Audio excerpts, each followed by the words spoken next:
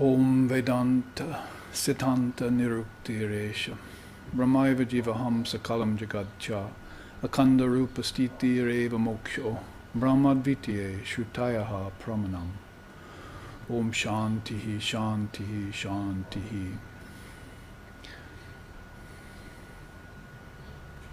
It is the apt and final conclusion of the Vedanta that all is Brahman. Time, space, living beings, and the world. Living in constant recognition of this fact is what is called enlightenment. Brahman is pure and perfect, one without a second. And the revealed scriptures are the sure and certain proof of this fact. Om peace, peace, peace.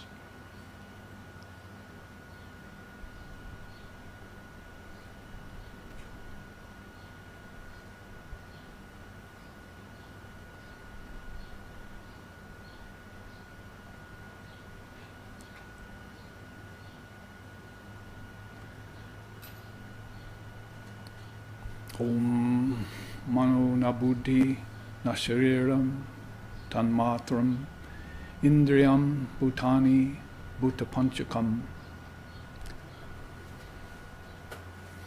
aham kritas chapi vyatsvarupakam tamisham atmanam upuyiti shashvatam. Om shantihi shantihi shantihi. That one attains to the Supreme Self,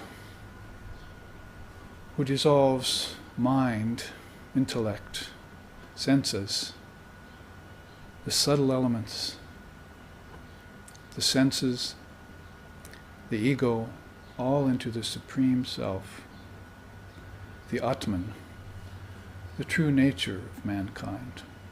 Om peace, peace, peace.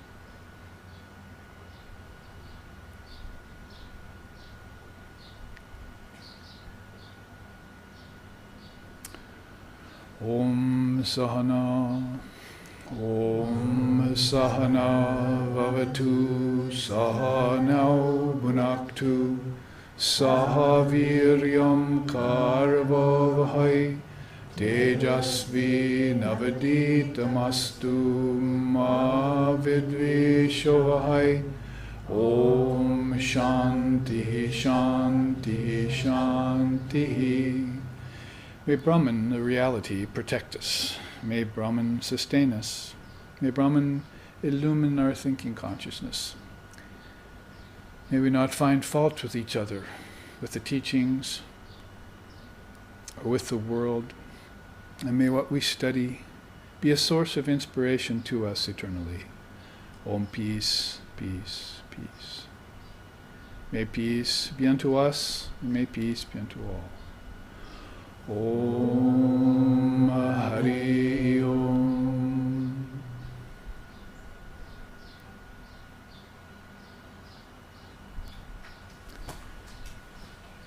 It is mid-afternoon here in Hawaii, where we meet at our SRV ashram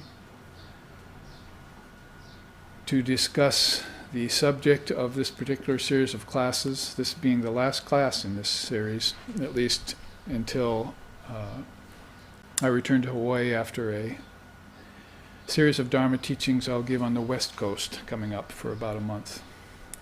And as you know, in this subject called Dissolving the Mind Stream, which is a very intriguing combination of words for anyone, I think, who has even the slightest interest in philosophy or spirituality or religion, we have been looking at dissolving our thoughts, our mind stream, in Sankhya Yoga, the very early times with Lord Kapila, and then looked into dissolving it in yoga, that is the traditional Patanjala or Raja Yoga or Dhyan Yoga or Ashtanga Yoga. It's got several names, that eight-limbed system that is so well known, of which the West has penetrated a little bit into with its Hatha Yoga and breathing exercises and so forth, but those are only two of the limbs of yoga. To dissolve the mind stream, of course, you're going to have to go into teachings on the prana, and then teachings on the mind itself, and then teachings on the intelligence, and begin to look for those intelligent particles that can do the dissolving, which are hidden when you're working with the body and even with the prana. They're a deeper and more subtle, even causal level of particle or vibration, if you want to say. And then the last 2 weeks we've looked at dissolving the mind stream in Vedanta, which is rather our special darshana here in SRV. And we are going to continue that a little bit today, although we're also going to borrow and segue a little bit into dissolving the mind stream in the word. The word is Om, and that we spell that to be philosophically correct, A-U-M. You can see it written as Om, O-M sometimes, but if you want to make the triple connections are there, you need the 3 matras, the 3 letters, A, U, and M. And then you can connect it to your waking, dreaming, and deep sleep. And right there in Vedanta, you have a dissolution of the mind stream in 3 steps, really. Out here, your mind stream is solid. We could say that. All the objects, your thoughts have concretized. And then you go into deep sleep and you take those objects and you take them into a liquid state, as it were. Like water has solid, liquid, and gaseous elements, aspects to it, you see. So if even water, a mere element, can have really how to be facile and how to be flexible and how to realize deeper things than just the surface of the ocean of relativity. You want to go to the depths of the ocean of reality. So if you go from waking into dreaming, then you liquefy your thoughts, as it were. They become, even the elements, as I just chanted, stay gross, and then inside they become subtle elements. Dream air, dream fire, dream water, dream earth. You're building castles in the sky inside of your mind too, in dream state. And it's just outside their solid ones, castles, and inside their subtle castles. And then you go into deep sleep and you've pretty much dissolved both the solid and the liquid. It's become gaseous, as it were. It's become vapor. It's become seeded state.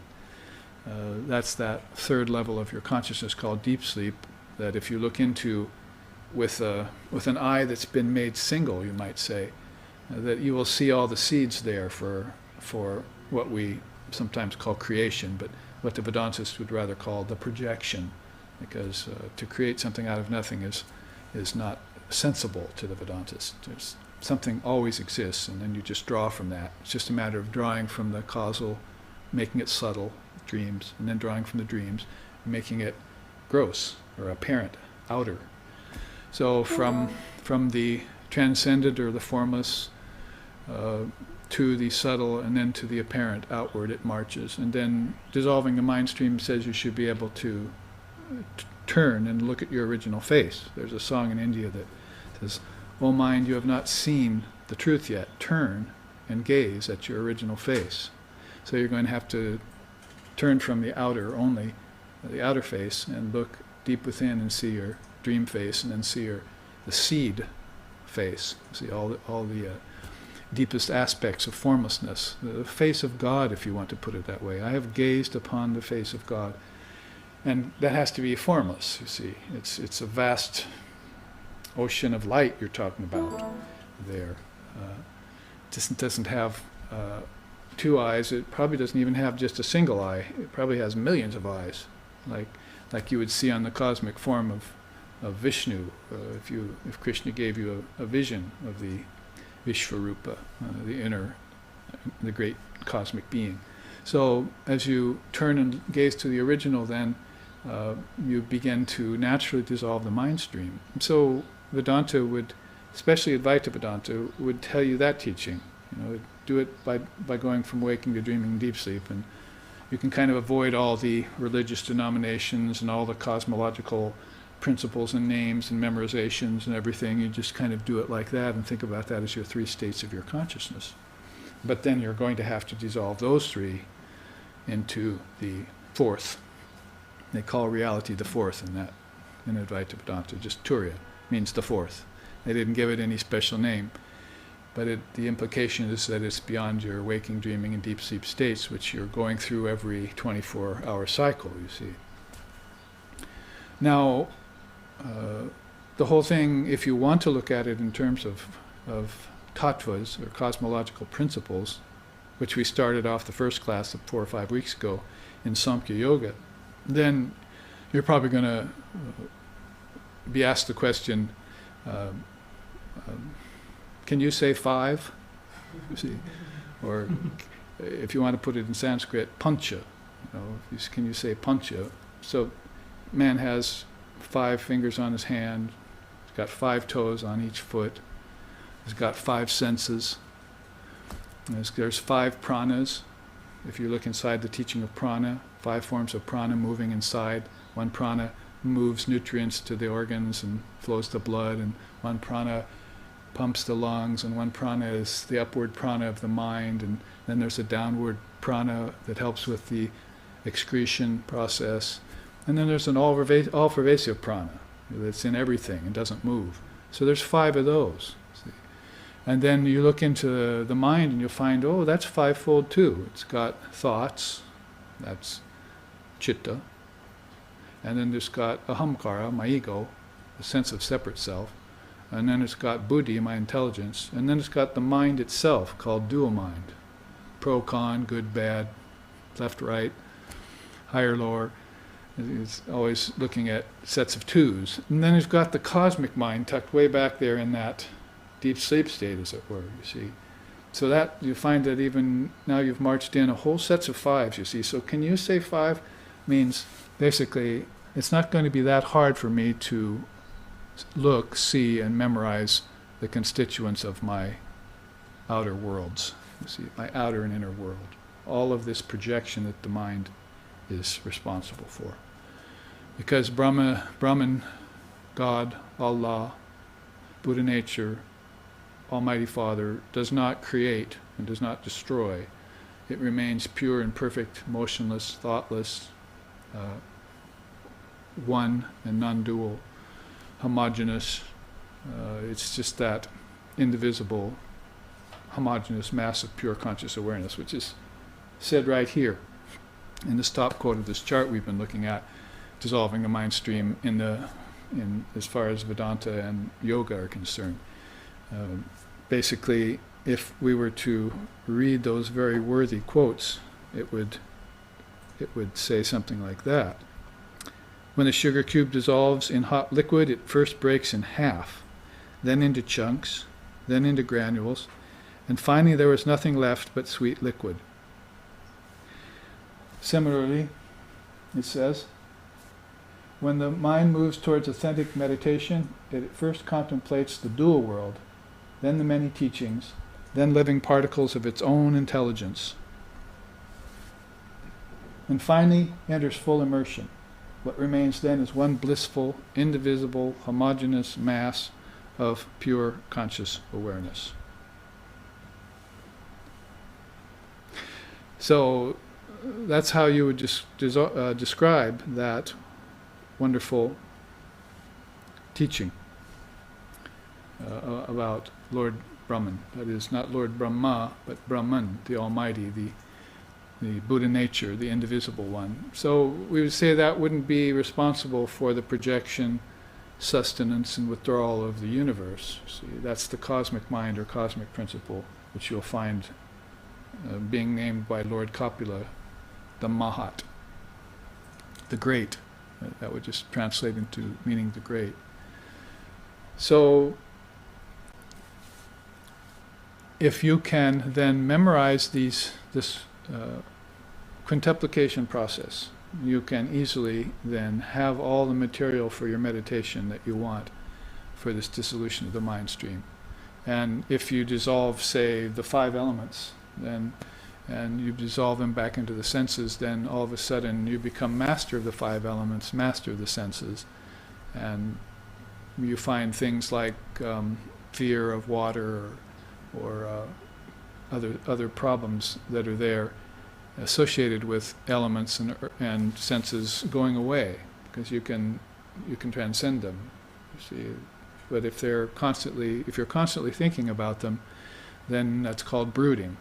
And Sri Ramakrishna made a very interesting statement once. He said, the more lifetimes one lives in ignorance, the more one begins to believe that the world of the five elements is real. But it's not. It's all vibrating particles, for one thing, without any core substance, you see.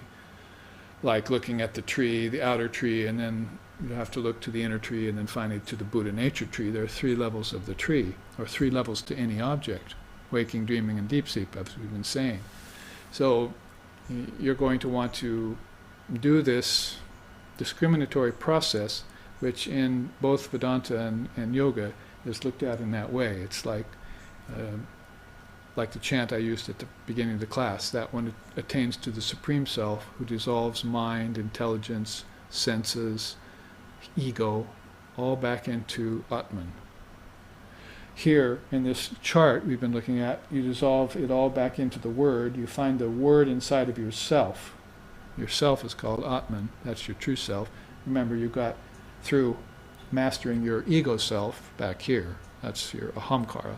So when you come to the true self, the indivisible self, your Buddha nature, or your soul with a capital S, then you're going to be able to dissolve that into Brahman.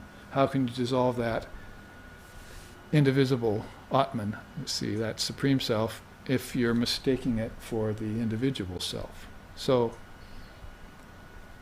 not the individual self, the indivisible self, sometimes we say. Nice bumper sticker for you. And so you're going to want to place all of this somewhere. When we say dissolution of the mind stream, it sounds a little scary to some people, because we think it's going to dissolve and go away into nothing. Well, ice dissolves into water, but then it just comes back again. And vapor comes off of water, but it just returns, you see. So it's not that anything ever dies because nothing was ever born. It's not that anything ever gets destroyed because nothing was ever created. It's just come marching out from the Word in sets of fives. So that is one very powerful way in which to look at it, in which you will become the participant of the dissolution process. Yes, there are other ways of meditating. For instance, mantra connected to the deity. Deity is called the Ishtam, right? Tam Isham Atmanam Upuiti Shashvatam, I just chanted. So you dissolve everything into the Ishtam, see.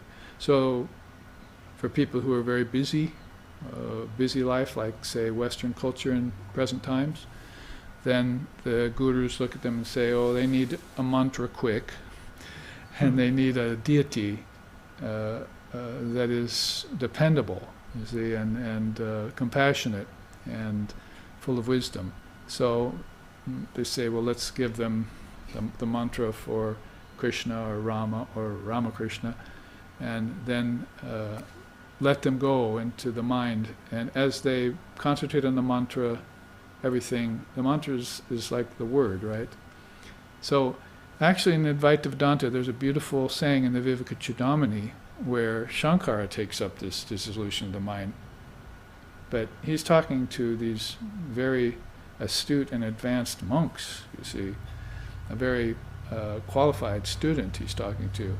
So he says, connect the word to the mind, then connect the mind to the intelligence, connect the intelligence to the self, and then the self to the Supreme Self. So he doesn't even go through, you see, the five elements, the five senses, the five subtle elements, five subtle senses. It's this kind of outer march. He's figured, well, this student has already come to the word.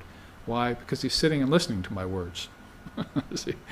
And he's listening to them with rapt attention. See, like I used to sit in front of my teacher for years. I wouldn't miss a word. I was not sleepy, I was not restless, I was there to hear that man speak. And then I was to go back home or wherever I was to go, out in the world, and realize what he said, put it into practice. So that's the word he's talking about.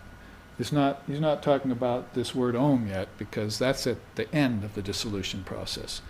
you'll make everything soluble into that word from which everything came. All vibrations in Om are just one vibration. It's called the unstruck sound. That's a very nice name for Om, and that's really why I brought that chart on the great cause, so that we could look at it. This bell chart, we call it, which sometimes we pull out once a year to look at. Now,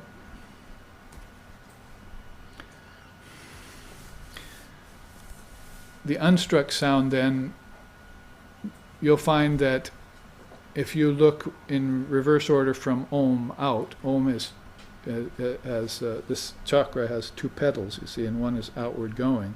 So everything comes out of the word with a capital W, you might say, and then it begins to enter the causal realm, and then the subtle realm, and then the apparent realms, the gross world, the physical universe.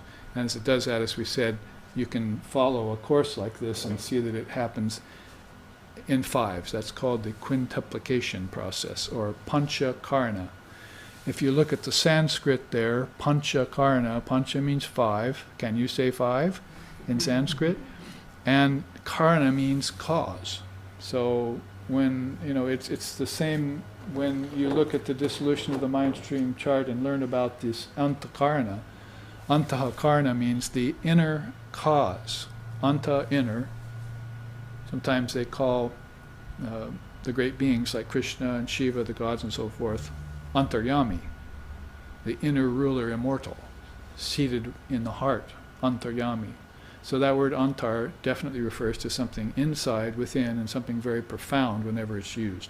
So here it's used antakarana. Antahakarana means the inner cause of all things. It couldn't be much clearer than that, you see, when they want to let you know about the cause. And then they also, by doing that, help you escape the misconception that many people labor under, that Brahman, God, Almighty Father, can be the cause of anything. It's beyond cause and effect.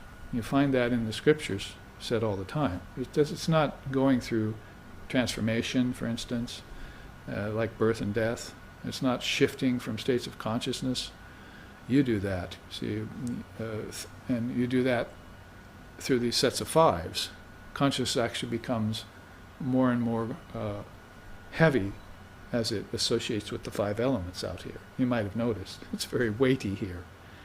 And so, but in dreams tonight it's much lighter. And you have five elements in your dreams that you're playing with.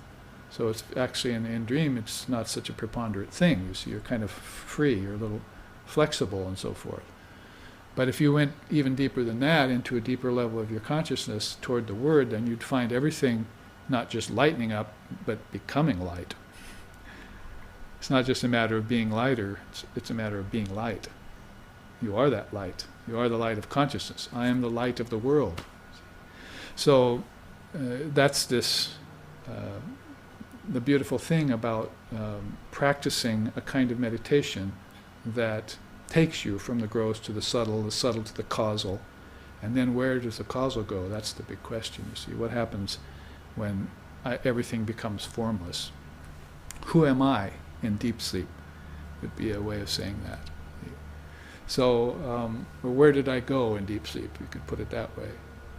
And then you'll find out that maybe this inner eye might open, and if the inner eye becomes single, you will know the truth, and you will see all the potential in deep sleep. See all the seeds there. It's a matter of outer seeds, inner seeds, because your thoughts are the inner seeds, and the gross objects are the manifestation of those inner seeds.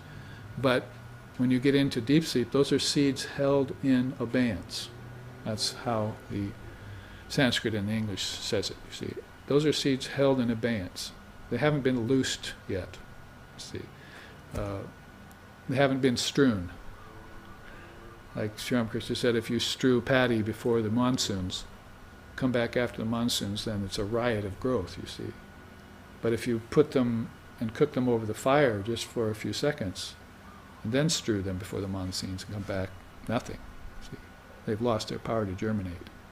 So wisdom, fire, destroys the power of your thoughts to germinate. And that is basically, if you want to put it, you won't create any more bodies. You won't create any more gross bodies. You won't create any more subtle bodies. You won't dream anymore. See, you won't project anymore. You'll withdraw back into your source. You'll go beyond all other goals to the supreme goal. So that's called videha mukti. So you give up all forms and all bodies and just rest in the Supreme Self. So this is what the dissolving the mind stream is telling you to do in that quote, isn't it? He who dissolves that, so far as Shankara is concerned, the one who dissolves the word, all these words I'm telling you, is called dharma, it's called knowledge, it's called wisdom according to the tradition. So you take all those, now you have to take them in and use them as particles to dissolve everything, every barrier that's in the way, on the way to the word. So you use the word in the outer sense to lead you to the word in the subtlemost sense. See? And so take the word into the mind. What do you do with it there? Well, you might want to contemplate on it. Shruti first, to hear. Manana second, to think about. And then nididhyasana, to realize, third. So there's another triputi that almost goes along with this waking, dreaming, and deep sleep idea. See? You contemplate it and you realize it. And when you realize it, then everything starts to dissolve. All barriers start to dissolve, for instance, that you were in the way to you having concourse with the beloved, see, with divine reality, with Brahman, with the Almighty Father, with the Lord, with the Divine Mother of the universe. You see, so barriers are struck down in the way of you having communion with the most wondrous form of God. That wondrous form of God can be Divine Mother of the universe in vision, or it can be ocean of light. See, the formless form, sometimes they call that. So that's how profound the dissolution of the mind stream meditation is and can become for you, but you do have to make it your own. And one of the ways of making it your own is to ask yourself, can I say 5? So I hope I've clarified up the pancha karana, the fivefold cause of things. Out here it's the elements, in here it's the subtle elements. Out here it's the gross senses, in here it's the subtle senses. That's 20 right there, you see. And other 5s, I mean, your very body, you know. Somebody said today, after I gave my talk at New Shot Church, I only have one thing to say about your lecture on the quintuplication process. I said, what's that? Give me a high 5. So we both, did the high 5 thing. See? So, high 5, there are low 5s too, 5 toes. And there are gross 5s too, 5 gross elements: earth, water, fire, air, and ether. Then in Dream Tonight there are 5 subtle elements, and tanmatras, you might say, these, what's listed here on this chart: odor, flavor, visibility, tangibility, and audibility.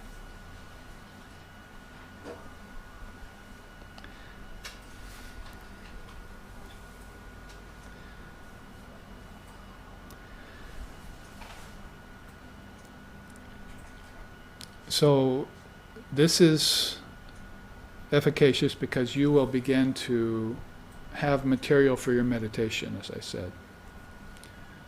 That material for your meditation will give you minutes, hours of time with something to contemplate, you see. And that's, contemplation is the second step of it. After you hear it, you contemplate it. So already you're beginning to dissolve the word into the mind. And then Shankara says, dissolve the mind into the intellect, see, the intelligence.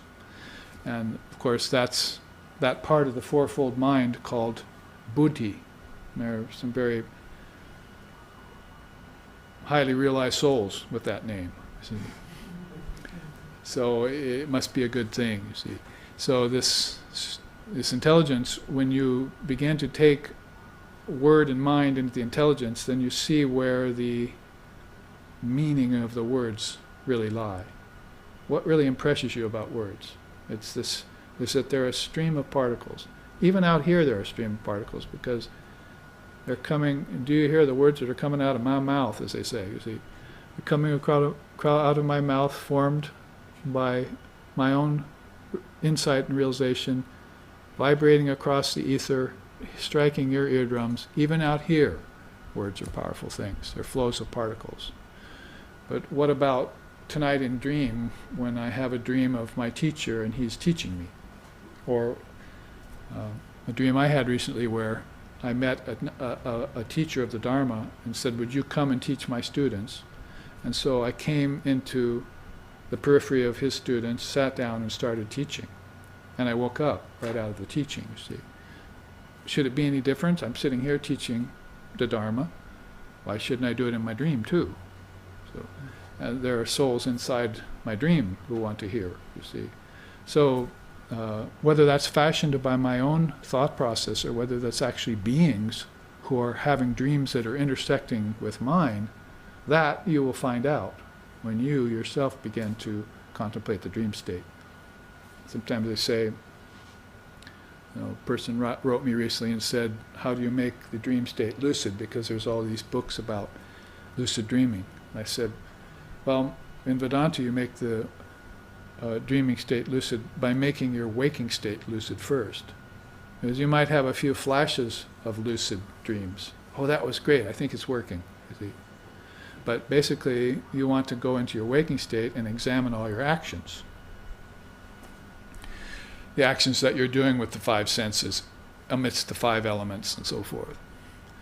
And so when you take it outward like that, and take the word outward, then you begin to examine all your actions and you realize that where your karmas are, and where your mental impressions are stored, why you act the way you do, why others act the way they do. And so this process goes both ways, dissolution and solidification. And consciousness shifts back and forth between those locations, no matter whether you like it or not, you see. That's just what it's doing on the mass collective mental level. You see. Your ancestors, the celestials, the gods and goddesses, and so forth, are doing this same process with you, only in longer, more timeless periods, see, where time isn't so constricted as it is here to minutes, hours, 24-hour periods and so forth.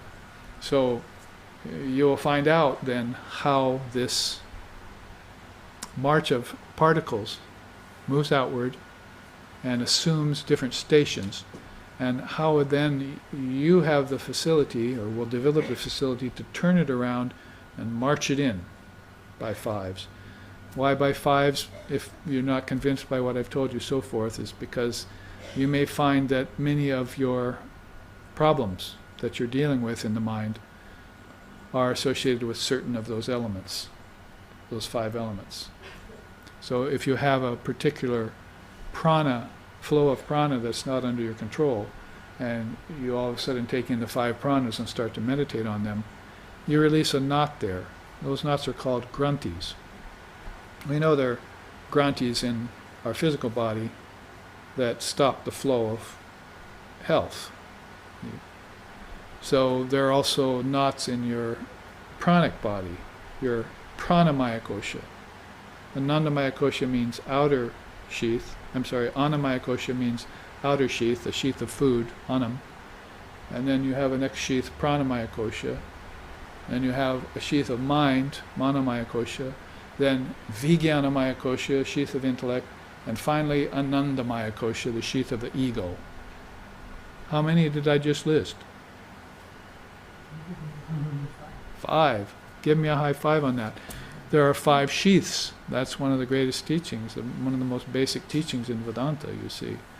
So there are many, many other sets of 5s. I actually brought a chart on it, if we want to really get into it. But in fact, in that chart, if we go through it, we'll find out there are some Mayic quintuplications that are very problematic. How about the 5 kleshas? Have you ever heard of klesha? The word klesha? Or in Buddhism, kilesha? It means an obstacle. An obstacle to what? To my spiritual growth. If my spiritual growth is impeded, guess what?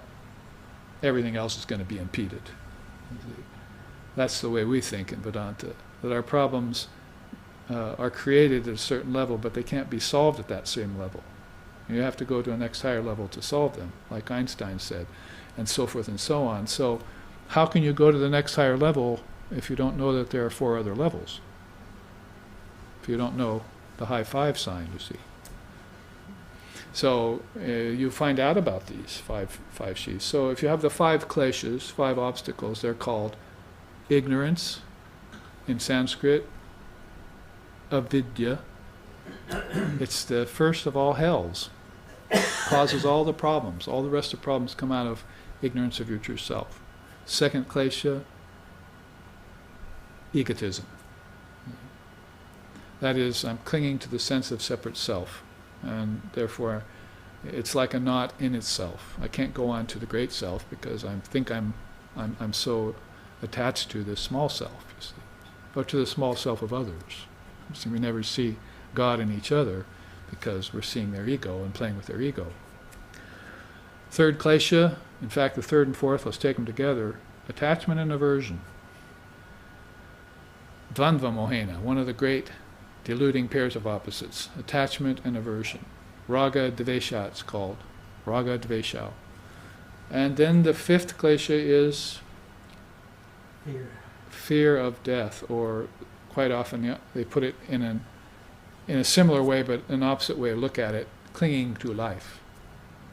Selfish grasping. So clinging to life is the 5th and lowest of all hells. That's how the father of Vedanta described the father of yoga's 5 kleshas, 5th klesha, that it's the darkest and lowest tanmishra, deepest, darkest hell that there is. Because you are the birthless, deathless soul, why should the birthless, deathless soul be worried about death? Death is a mere illusion. Or if you want to be kind to death, it's just, as one of the songs of India says, death is just granted a very small part in Divine Mother's play. The part of what? The part of transitioning souls from one body to another. See? That's all. And it goes away when you give up all bodies, which it really is at the root of dissolving a mind stream. If you can accomplish this meditation even once, the whole way, then you've done it forever. You've done it for good. You have blazed the path to the infinite. You've climbed the Mount Everest of spiritual life. And what other mountain is going to impede you then, or even attract you then?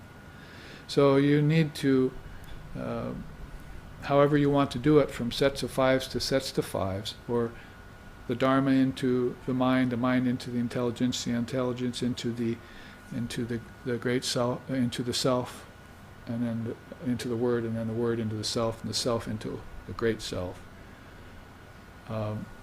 Whichever way you talk about it,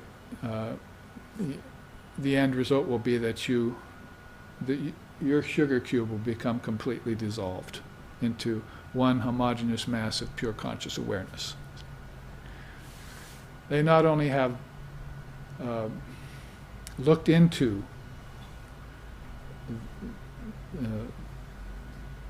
all of these aspects of relativity, but they've reached reality, and then they've come back and they've enumerated them for you, showed you where the connections are, and then blazed a trail for you. You know, if you blaze a trail and then don't go back there for a few months, and you come back, you better get a machete out, right? Because you can see where the trail once was, but it's all overgrown. Well, that's basically the idea of that first klesha, of the 5 kleshas. The first klesha is avidya. We are ignorant of our true nature because we haven't taken the time to sojourn there. See, you can come back if you want. You can solidify, you can liquefy everything and then solidify it again. And that's the advanced meditator will be able to do that. Can go into meditation, cut time down, cut space away, cut out cause and effect, exist in the self for however long he wants to stay in meditation, an hour or 49 days in the wilderness, and then come back and recollect the mind, you see, reconvene everything. At the two opposite ends of the spectrum is the scattered mind and the mind that got dissolved, you see. Scattered mind, that is, there was no concentration there. There was no power of gathering. It was all outer. It went further out and further out. It got far flung from the source like mustard seeds got blown by the wind into your neighbor's yard, you see. Can you go find them? So that's the problematic mind, you see. That's the kshipta mind, totally scattered. That's the first of, guess what, 5 kinds of mind. Just get another high five out of that. See? 5 kinds of mind: kshipta, muda, vikshipta, ekagra, and niruddha. There's another quintuplication process in the realm of problems, obstacles. Am I beginning to convince you that you know the reason now why you have 5 fingers and 5 toes, 5 senses? It's important, not in any mystical or numerical way. It's not what we're trying to bring out here, to have some sort of following in the future of following of the 5s. We just want to tell you that that's the way everything is spilled out in the quintuplication process. Now use it to go back in. That's all. Dissolve it. Do it consciously in meditation. Take earth and connect it to smell. Take water and connect it to taste. Take fire and connect it to sight. Take air and connect it to touch. And take ether and connect it to hearing. And there you have 10 right there. 2 sets of 5s that now I'm proud to say I have connected them. And my mind is not scattered anymore. Spend a few days, a few months just doing that in your meditation. And then you've pretty much mastered the A of Om, you see, the outer, the creation process, if you want to put it that way. What happened after everything got projected? Now I'm on my way to dissolving all the problems in the creation. Things like birth, growth, disease, old age, decay, and death, if you want another 5. You see. Those are called the 6 transformations. They're shared a little bit different in Buddhism than in Vedanta, but basically you have these transformations going on that you want to transcend. Basically, if you meditate in this fashion, then those will go away. You see, you will know that it's the body that's subject to disease, decay, old age, and death, not the soul. If you can make that clear separation of the wheat from the chaff, that is, the soul from nature, spirit from matter, then you will have touched upon the ultimate goal of the dissolving the mind stream. Like I was saying before, you can take a mantra, meditate on the Ishtam, and jump right from your own body on earth right to the God with form. You get to the Father through the Son, then the Son will take you to the ultimate. See? Follow me. See? And but the thing is that when you do that kind of meditation, you don't see what's going on when you did it. Now, let's take going from waking to dreaming. You don't see what's going on in your consciousness when you fall asleep. And how you, because the mind is so fast, faster than sound is light, faster than light is mind, you see. It thinks like lightning, faster than lightning. So when you fall asleep and go into these other states of your awareness, that happens like lightning. You don't see all the many things that the mind passes through to get to its first dream, or how it comes out of deep sleep and takes on its first dream as it heads back to waking state. That's all happening in a thrice, as they say, beyond your comprehension. Why is that? Because you don't know this process, you see. Let's take another example, the Tibetan Book of the Dead. So the soul takes on its parents by choosing them before it gets into the physical realm. It's in another realm, see. It's in the realm of prana, where the ancestors are, say. Or it's in the realm of the mahat, or the mind, you see, its own mind. It's in another state, in other words. You don't have to think of it as worlds out there. Those are physical. That's not what we're talking about. We're talking about the kingdoms of heaven within. And if you want to know the meaning of Christ's statement, the kingdom of heaven within, and my Father's mansion has many chambers, look at this, as this is what he's talking about. And this also includes all the deities. See, all the deities are here. The god of earth, the goddess of water, the god of fire, Agni, the goddess of the wind or air, Vayu. Where else do you think they are? You see, their manifestations are here as wind, fire, earth, air, and so forth. And we feel something there in them, don't we? Here's another set of fives for you. The 5 elements are your 5 desires. Who said that? Lord Buddha. He looked upon the 5 elements as your 5 desires. That's how much of a connection he made for us. See? Well, let's just jump to the taste here. Problem with the mind is desire. See, desiring things that are already its own. What kind of a predicament is that to put yourself in? If it's already your own, then just take it. See, why desire for it as if it were somewhere outside of you? See, doesn't that sound a little bit like what people are doing out here? Musk deer runs around in the forest looking for that wonderful scent on the air, never knowing all the time that it's inside its own navel. That's how Ramakrishna put it. So that scent of Atman is inside of you, but you're looking for it in all the wrong places. They're looking for God in all the wrong places, you see? To quote and amend the lyrics of a famous song, you see. You're looking for that divine reality outside of you when the kingdoms of heaven are within you. So, back to my main point about this, as this quintuplication happens, inside to out, and then reverses itself outside to in, that's like from deep sleep to dreaming to waking, and then from waking to dream sleep, back dreaming to deep sleep in reverse fashion, then so many like frames of a movie are passing by and you don't see them. When you watch a movie, you don't see each little separate frame, do you? See, in the old movies, see. So it's all passing by the projector so quickly that you think of it as one continuous flow.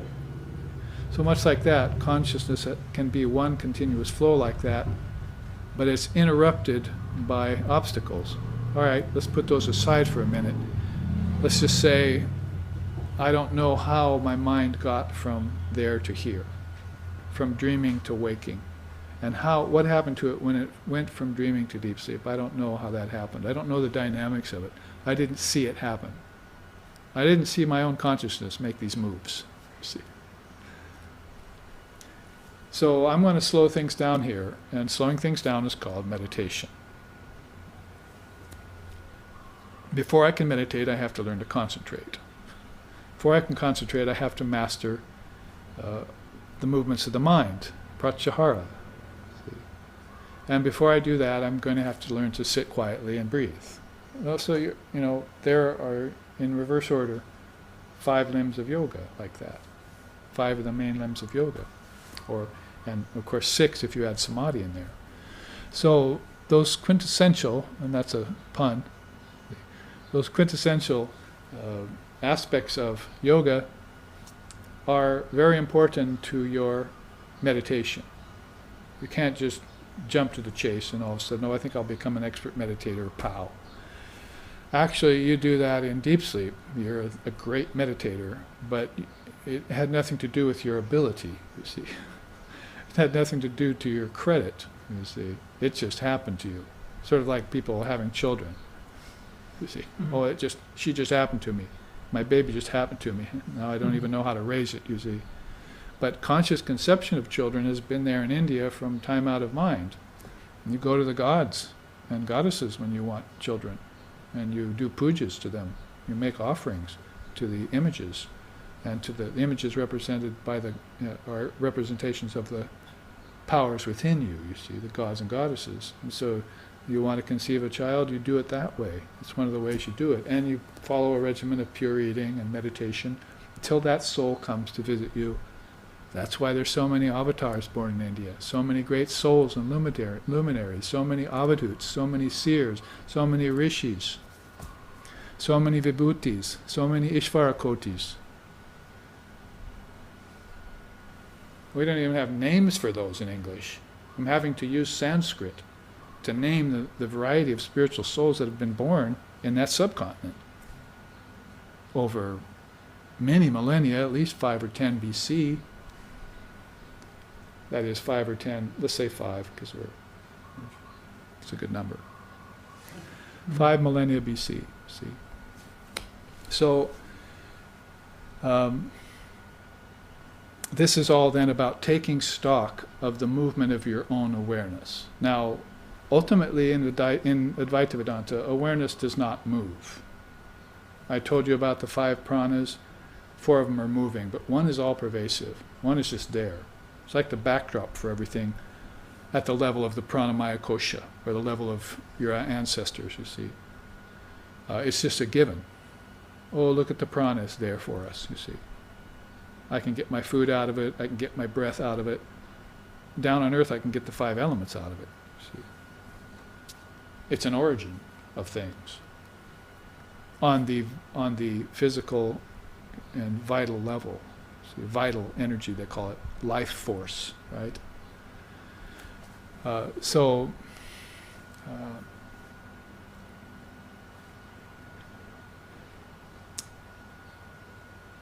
That's going to be a power that when I master it will ride me consciously inward through into the kingdoms of heaven within me. See? And then I'll be able to see my ancestors, I'll be able to see the angels and celestials, I'll be able to have darshan with the gods and goddesses, which are all thought forms inside of me. See? And when you drop the body, whether you do it at death or whether you drop it in deep sleep, the body and the senses are gone. And in deep sleep, even the 5 subtle senses are gone. So now you've gone to the world of seeds, you see, of seed essences. Bijams, they're called. Which is why every mantra has a bijam at the beginning of it. A power word. A bijam is a power word. And that's going to cut to the chase, you see. That's going to be concomitant of the word, Om. So you usually put a bijam after Om. Om Hring, or Om Shring, or Om Aim, Om Hum. Be careful with that one. Unless you want to dissolve everything. So basically these power bijams are words that are very close to the source, and another way in which mantra is very important toward this dissolution process. Mantras can be slokas too, you know, dharma. When he said, Shankara said, from take the word and dissolve it into the mind and contemplate it. The dharma are the teachings that you're getting in satsang, in atmagyan wisdom, in jnana classes, jnana yoga classes and so forth. Those are mantras. They actually sometimes call this slokas of the Gita and Upanishads mantras. You know, say, oh, there's a set of mantras. Let's recite those now. So that's how important word and meaning is. And I'm talking inwardly right now, but you can also use the word outwardly. You see, because now we have tree, now we have stone, now we have river, and those are all words assigned to solidified thoughts. So, and we have them in some 52 different languages too. See, that's how multivariedness is. You see, when the word begins to proliferate, you see all its meanings with all different souls and kinds of people. And we're just talking about on earth, right? Now we turn that inside when we talk about the different languages and what they mean inside in the kingdoms of heaven within you. Then you begin to see how wisdom principles, wisdom particles rather, sorry, same thing really, wisdom particles get the soul around into inwards and outwards, from the external to the internal. And you begin to look at this force that was once prana, you called it prana, you begin to look at it as Shakti, or intelligence, or power. It has that subtle more gradation to it, and it begins to be a dynamic aspect of reality, rather than just a vital force, see. So that all begins to happen on a much deeper level. The beings that adhere their consciousness to those changes as they move inward become those who come out, remember it, and tell you about it. Sometimes you don't believe them. But it's very rational, it's very practical, and it's only mystical if you want to make it mystical. But basically it's very, very obvious and evident, and this is why this quintuplication process has been there. There's even a scripture called the Panchadasi. So it explains all these movements of fives as an art form, as a spiritual art form that you can follow. So let's look then, as I was telling you would happen,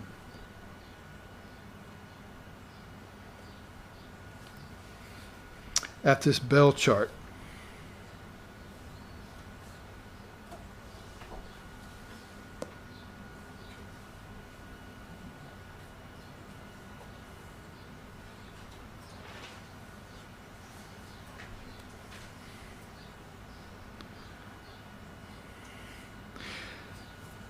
Sri Ramakrishna says, "It has been revealed to me that there exists an ocean of consciousness that is without limit.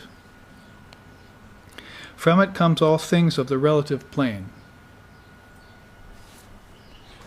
Let me shift that for you. "Therefore, I give the illustration of the bell's sound. Quote, tum. The strike of the bell is like the falling of a great weight into the ocean. Waves rise on all sides." Imagine a huge meteor coming from space and hitting smack dab in the middle of one of our oceans. What an amazing spectacle, and sounds and effects would come off of that. So he says it's like a great weight falling into the ocean. Spiritually speaking, the relative rises from the absolute. The causal, subtle, and gross worlds and bodies appear out of the great cause. The waking, dreaming, and deep sleep phases rise out of Turiya, and just as millions of worlds rise in the ocean of Chidakasha, they merge into it again. The Leela merges into the Nitya. So, in that one sentence that you find in the Gospel of Sri Ramakrishna, in that one little paragraph, he's got about 3 or 4 different versions of dissolving a mind stream that he's telling you about. The simple most would be the Nitya coming into the Leela and playing, and then going back to the Nitya. He says that's my most mature opinion, is that man comes from the eternal, comes into the relative and plays a little bit, and then returns to the eternal. That's all. Game over, matter over with. No, say no more. You just come from the eternal, you sport here in the relative for a while, and you return to the eternal. Why do you come sport? Because he didn't say anything about coming from the Nitya to the Leela and then falling from the Leela to the Maya. You see, notice how he didn't mention that. Where all the suffering is, where all the problems are, where all the heaviness is, where the many rounds of birth and death happen, where beings fall into avidya and think themselves to be, and forget their whole true self, you see. So he stays away from that. It's just from the Nitya to the play and back to the Absolute again. That's how he ends this paragraph. So he uses the example of the bell in that way.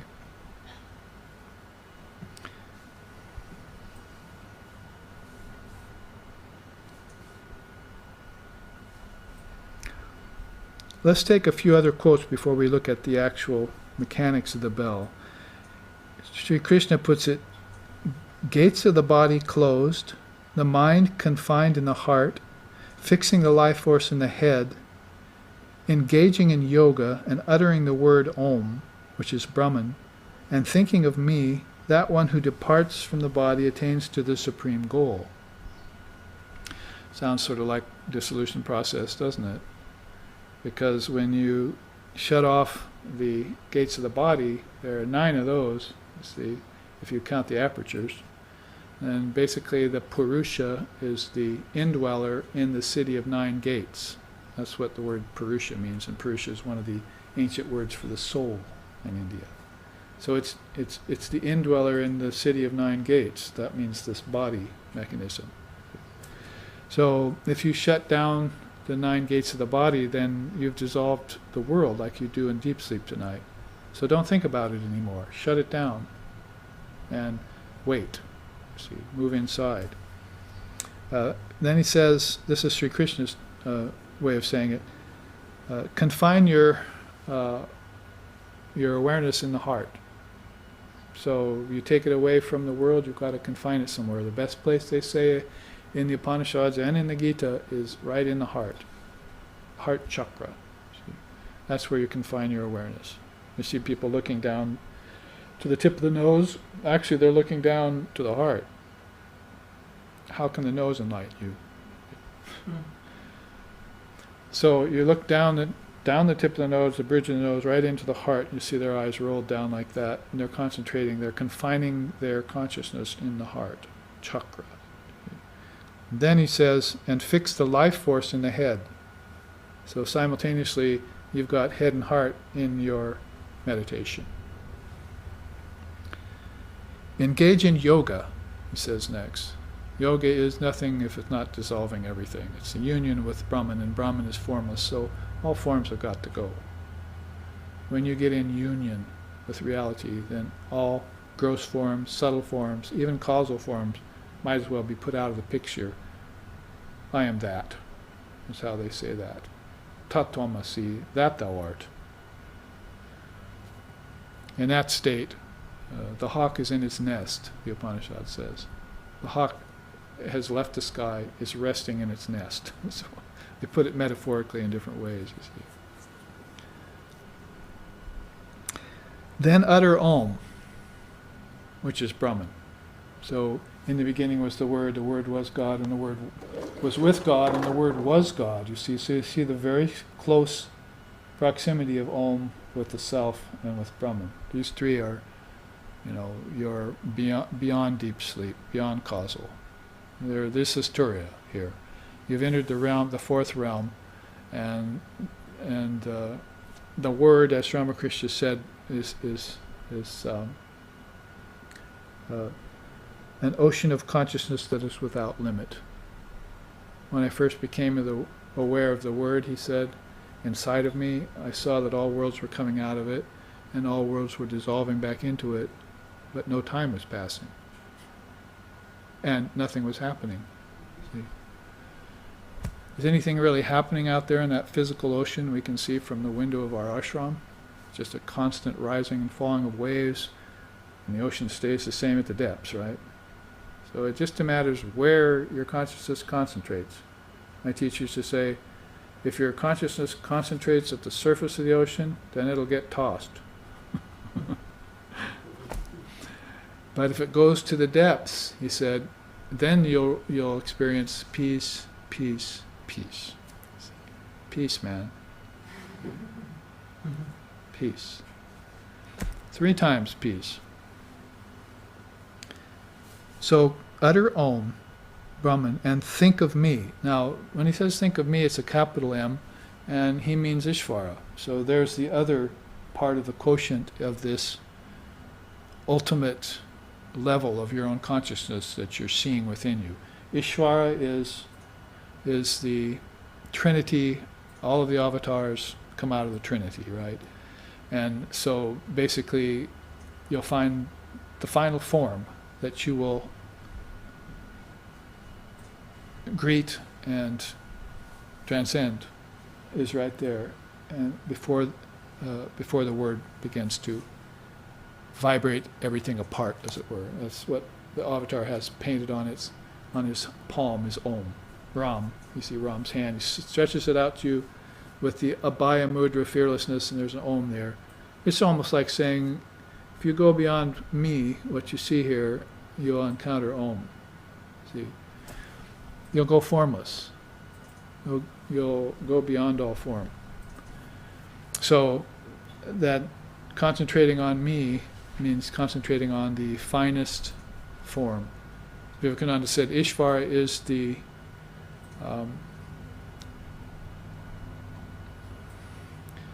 finest concept that the human mind can comprehend. It's the final form of everything. Out of that final form, everything else has come, and into that it returns. See, you can put it in terms of Divine Mother of the Universe.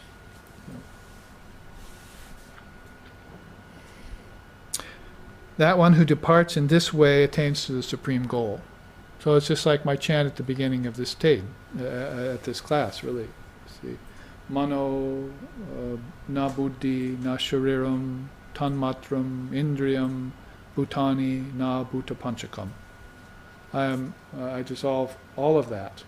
Mind, intelligence, senses, the subtle elements in my dream tonight, and my intelligence and my ego. That one who does that dissolving attains to the supreme state. That one attains to the supreme state who dissolves all this into Brahman. It couldn't be put much clearer than that, can it? And these are beings that have done that and come back out to say, guess what I did last night in my meditation under the bo tree, or in the wilderness for 40 days, or wherever I did it, guess what I did? You don't believe me? How do you account for this light? See, how do you account for my words that are so different from what you usually hear? See, by their fruits you shall know them. So why did Buddha shine after he gave those, after he had nirvana experience? And people even felt the palpable shine. You see, it's like called ojas and tejas coming out of the pores of the body. Because the body, when it got dissolved, became divine when it came back. See, before that it was just an ordinary body full of all the problems that a body has. But once it was subjected to the dissolution of the Mindstream process, it became a divine body.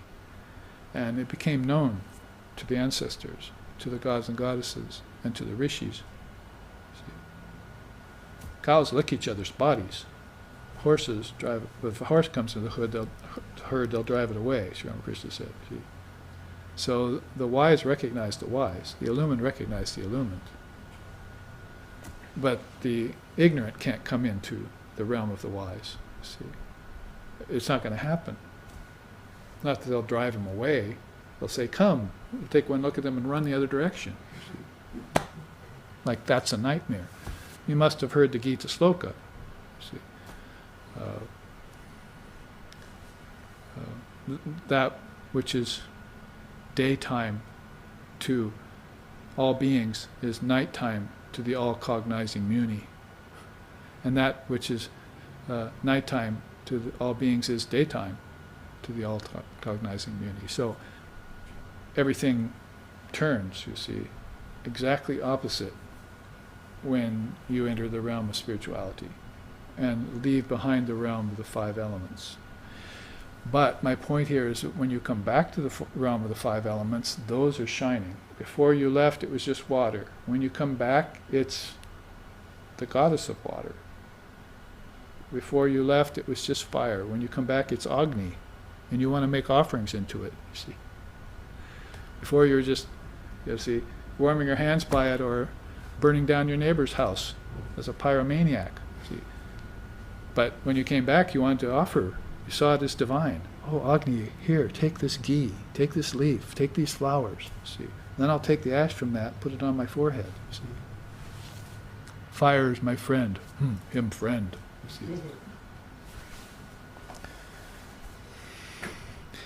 So something about this quote of Krishna, and we've got to go back to this again, this quote of Krishna that is one of the most powerful, profound, and pregnant of all quotes in the Gita, as far as instruction has to do with this dissolution of the mind stream idea. Over here on the other side, just take the great non-dualist Gaudapada. He says, Pranava is the lower Brahman. Pranava means Om. That's the word. Pranava is the lower Brahman, and it is the higher Atman. Having known Pranava, one attains to Brahman. So you come to know the Word. In the beginning was the Word. You see, you come to know the truth, and the truth will set you free.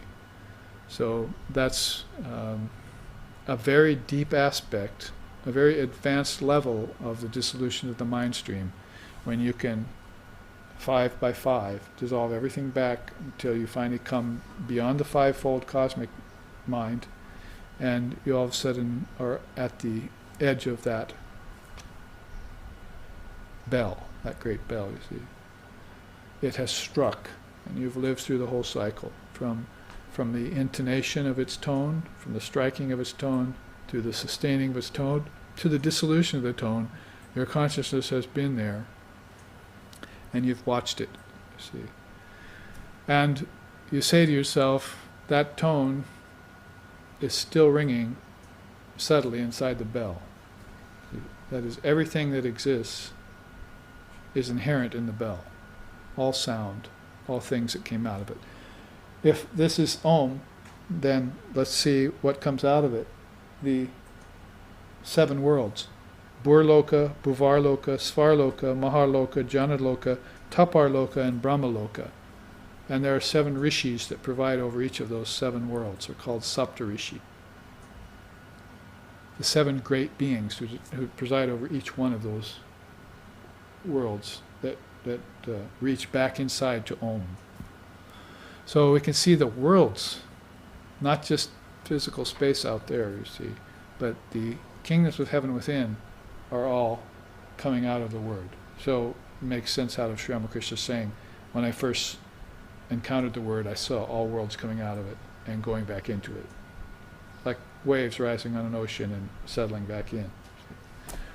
So that's the way to put it in terms of world. What about these principles? And this gets closer to our traditional dissolving the mind stream.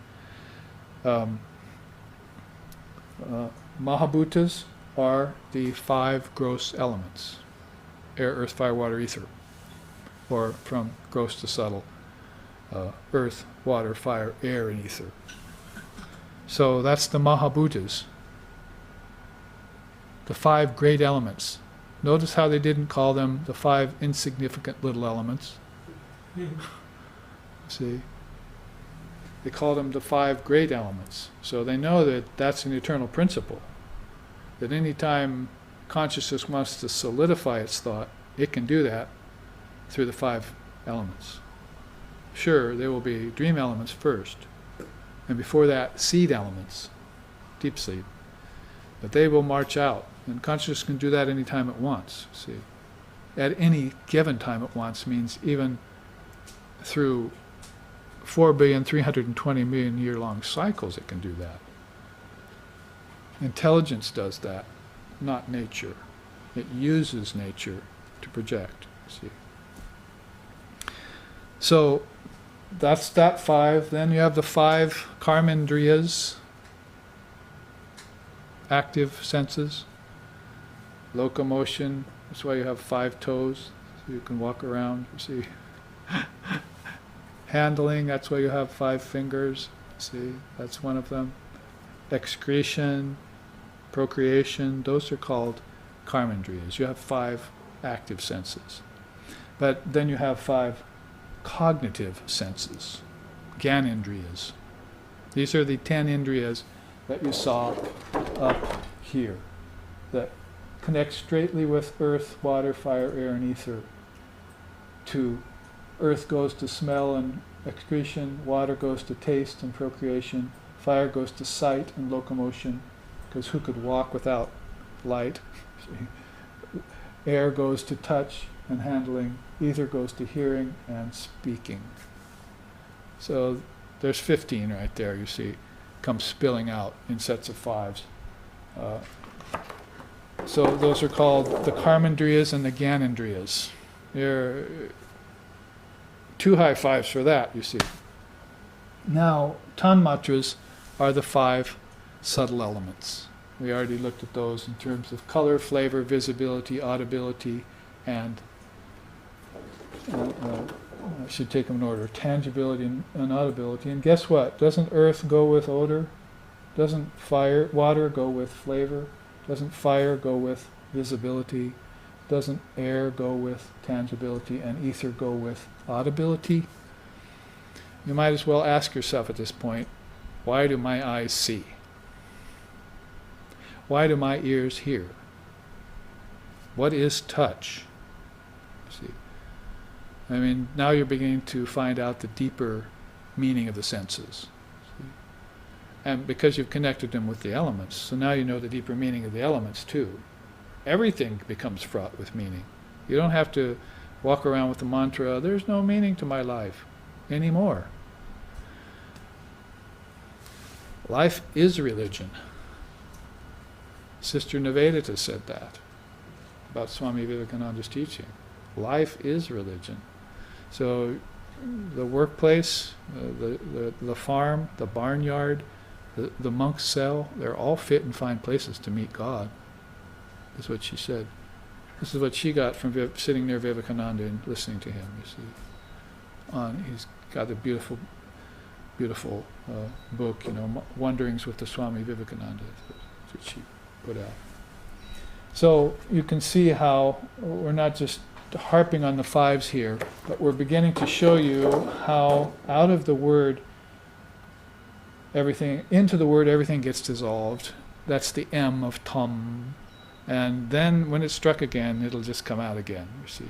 And it'll come out in reverse order. See, this is going from gross to subtle, and then it'll come out causal, subtle to gross. And this is happening in cycles. They call them yugas, mahayugas, manvantaras, svetashva manvantaras. You see, very, very long cycles of time. When time is an illusion, that's pretty amazing, you see. Mm-hmm. We're really impressed down here, we can tell you see. So, tanmatras. Very nice to teach on that because we don't understand it.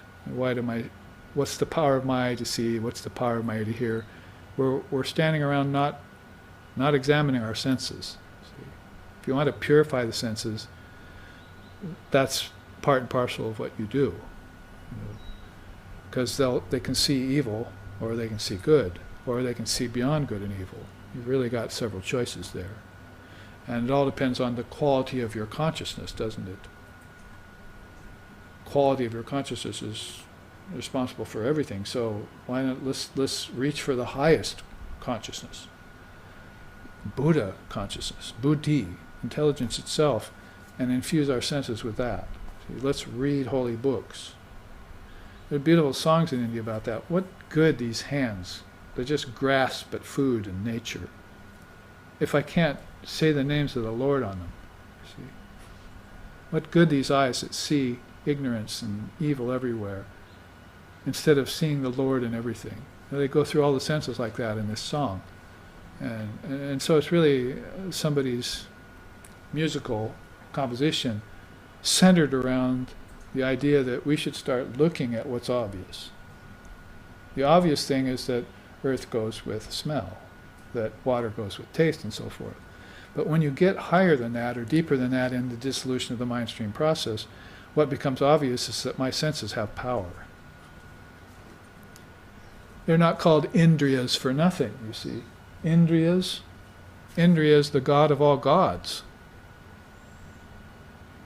He presides over all the other gods.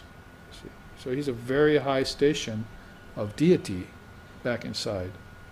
Indriya himself. Indra, they call him, you see. So if you then call your senses indriyas, they must be very powerful. They must be little gods themselves. But they're not little gods if consciousness doesn't visit them. Where did they go in deep sleep? Where do they go at death? Where does sight go when you cut the optic nerve? So, there has to be some flow going to them. And that flow, is it just life force? Man does not live by bread alone kind of thing? Or is there intelligence going to them? Because the mind should be the seat of intelligence, right? And it should be supplying light in the form of intelligence to the senses. So this is the key that makes impure senses into pure senses. And it's not like, Captain Bligh or something, you'll take your eyeball out and polish it and put it back in. Matey, I got a pure eye now, you see. It's not like that, you see. When you say pure senses, you've got to do some inner work and connect it to something that's innately pure. Otherwise, the senses are impure, and you know what the Upanishad says about that.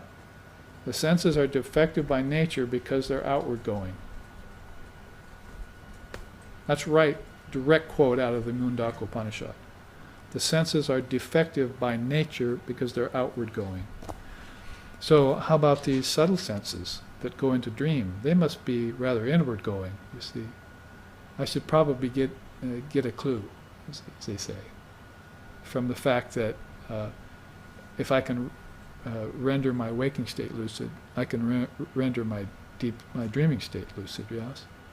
So my outer senses, which were impure, can become more pure, you see. And I can begin to see in my dreams deities, gurus, teachers, and so forth. So a lot to say there about those first 4 sets of 5s, all coming out of the tum, you see, the striking of this great bell, the word.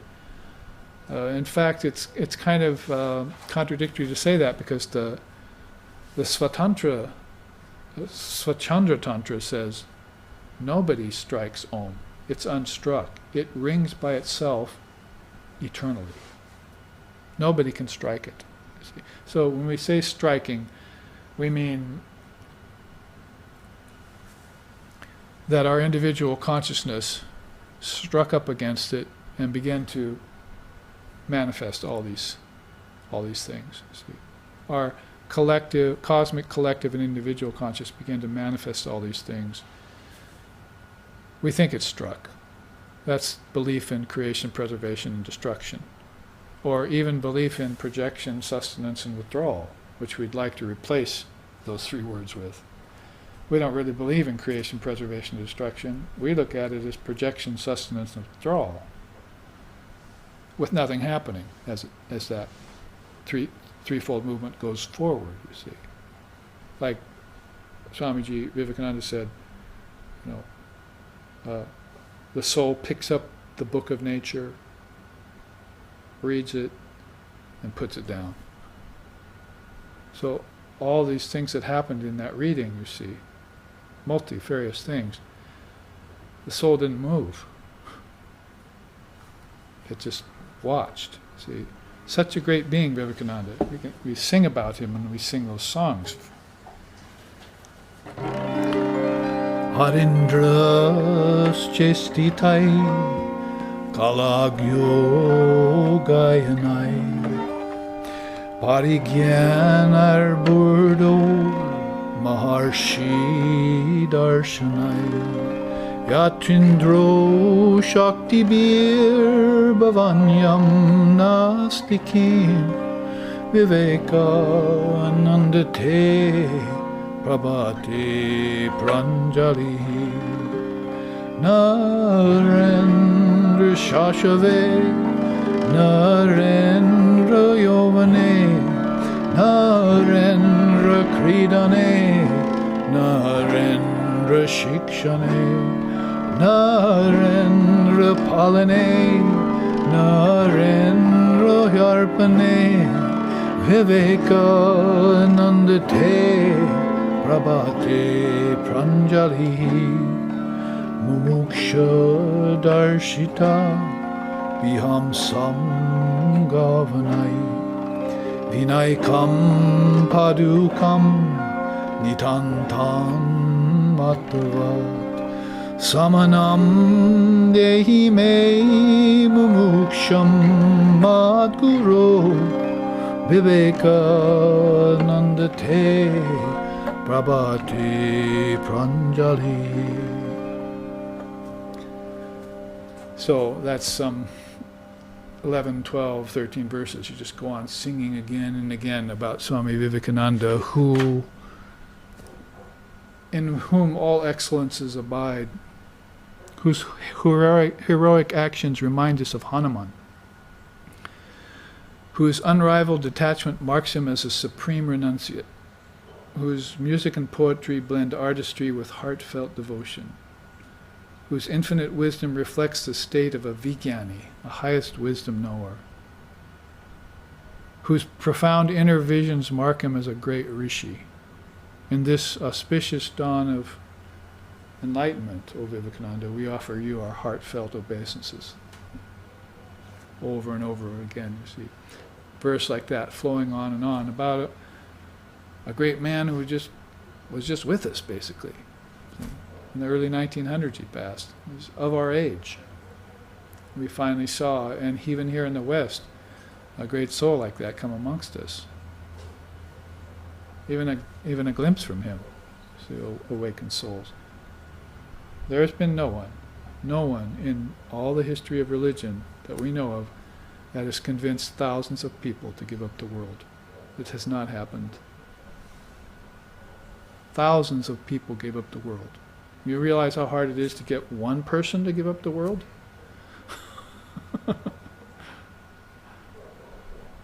That's remarkable, you see. And what's more remarkable is they were young people, most of them.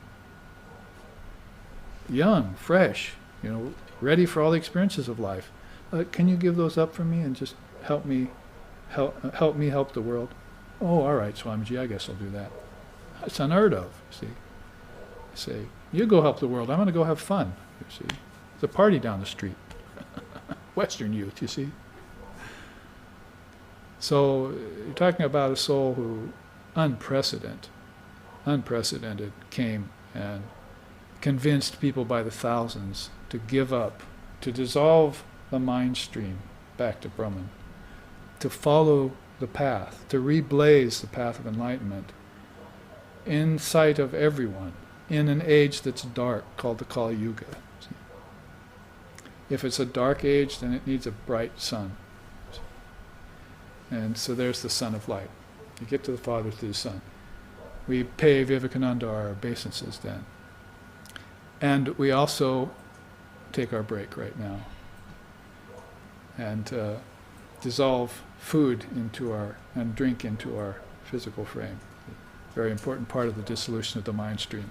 So here we will take our break and come back in 10 or 15 minutes.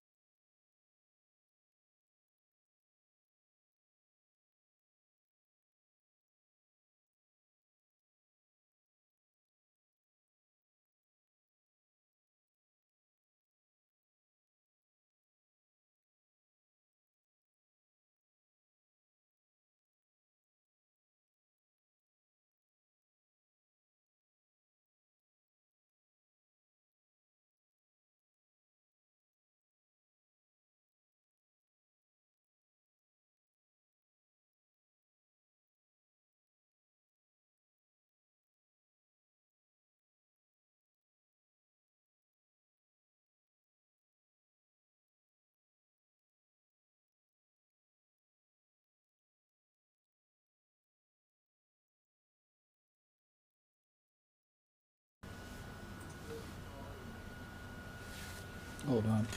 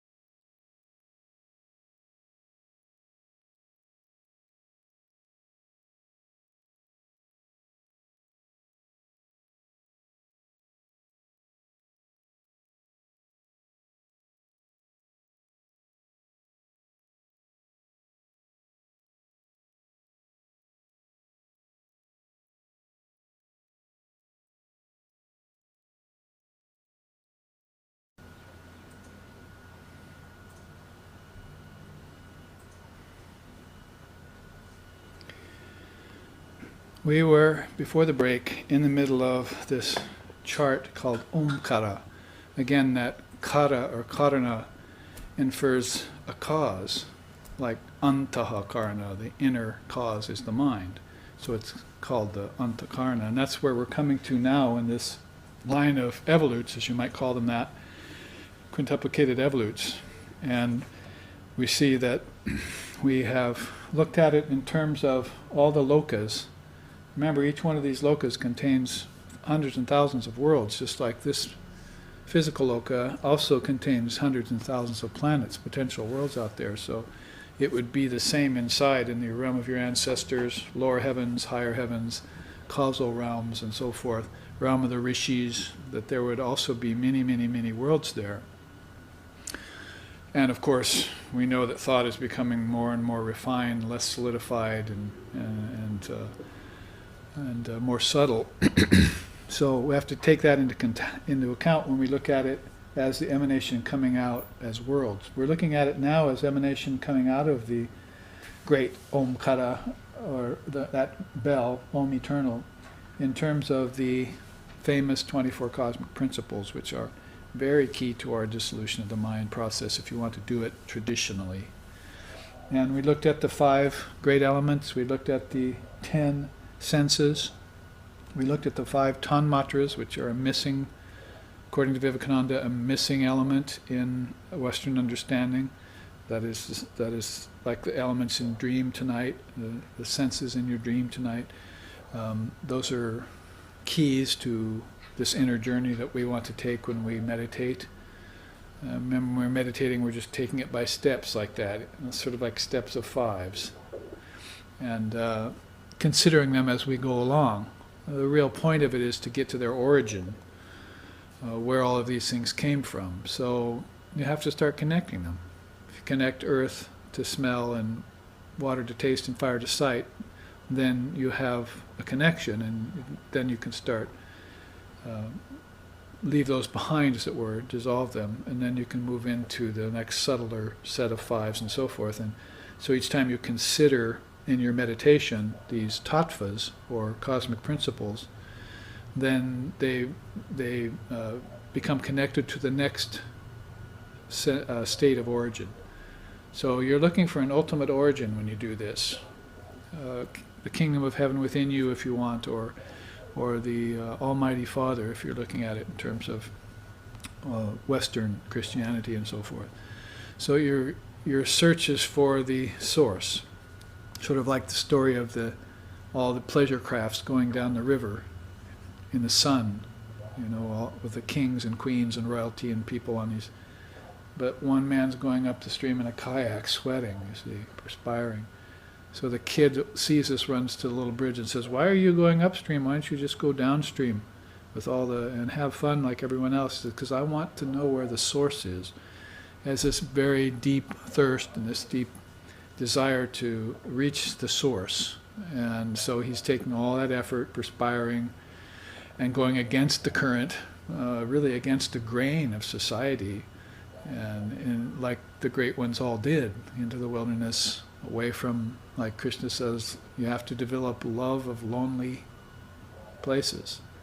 You have to develop an aversion to populated places. An aversion to the company of unholy and an attachment to the company of the holy or sequestered places, you see.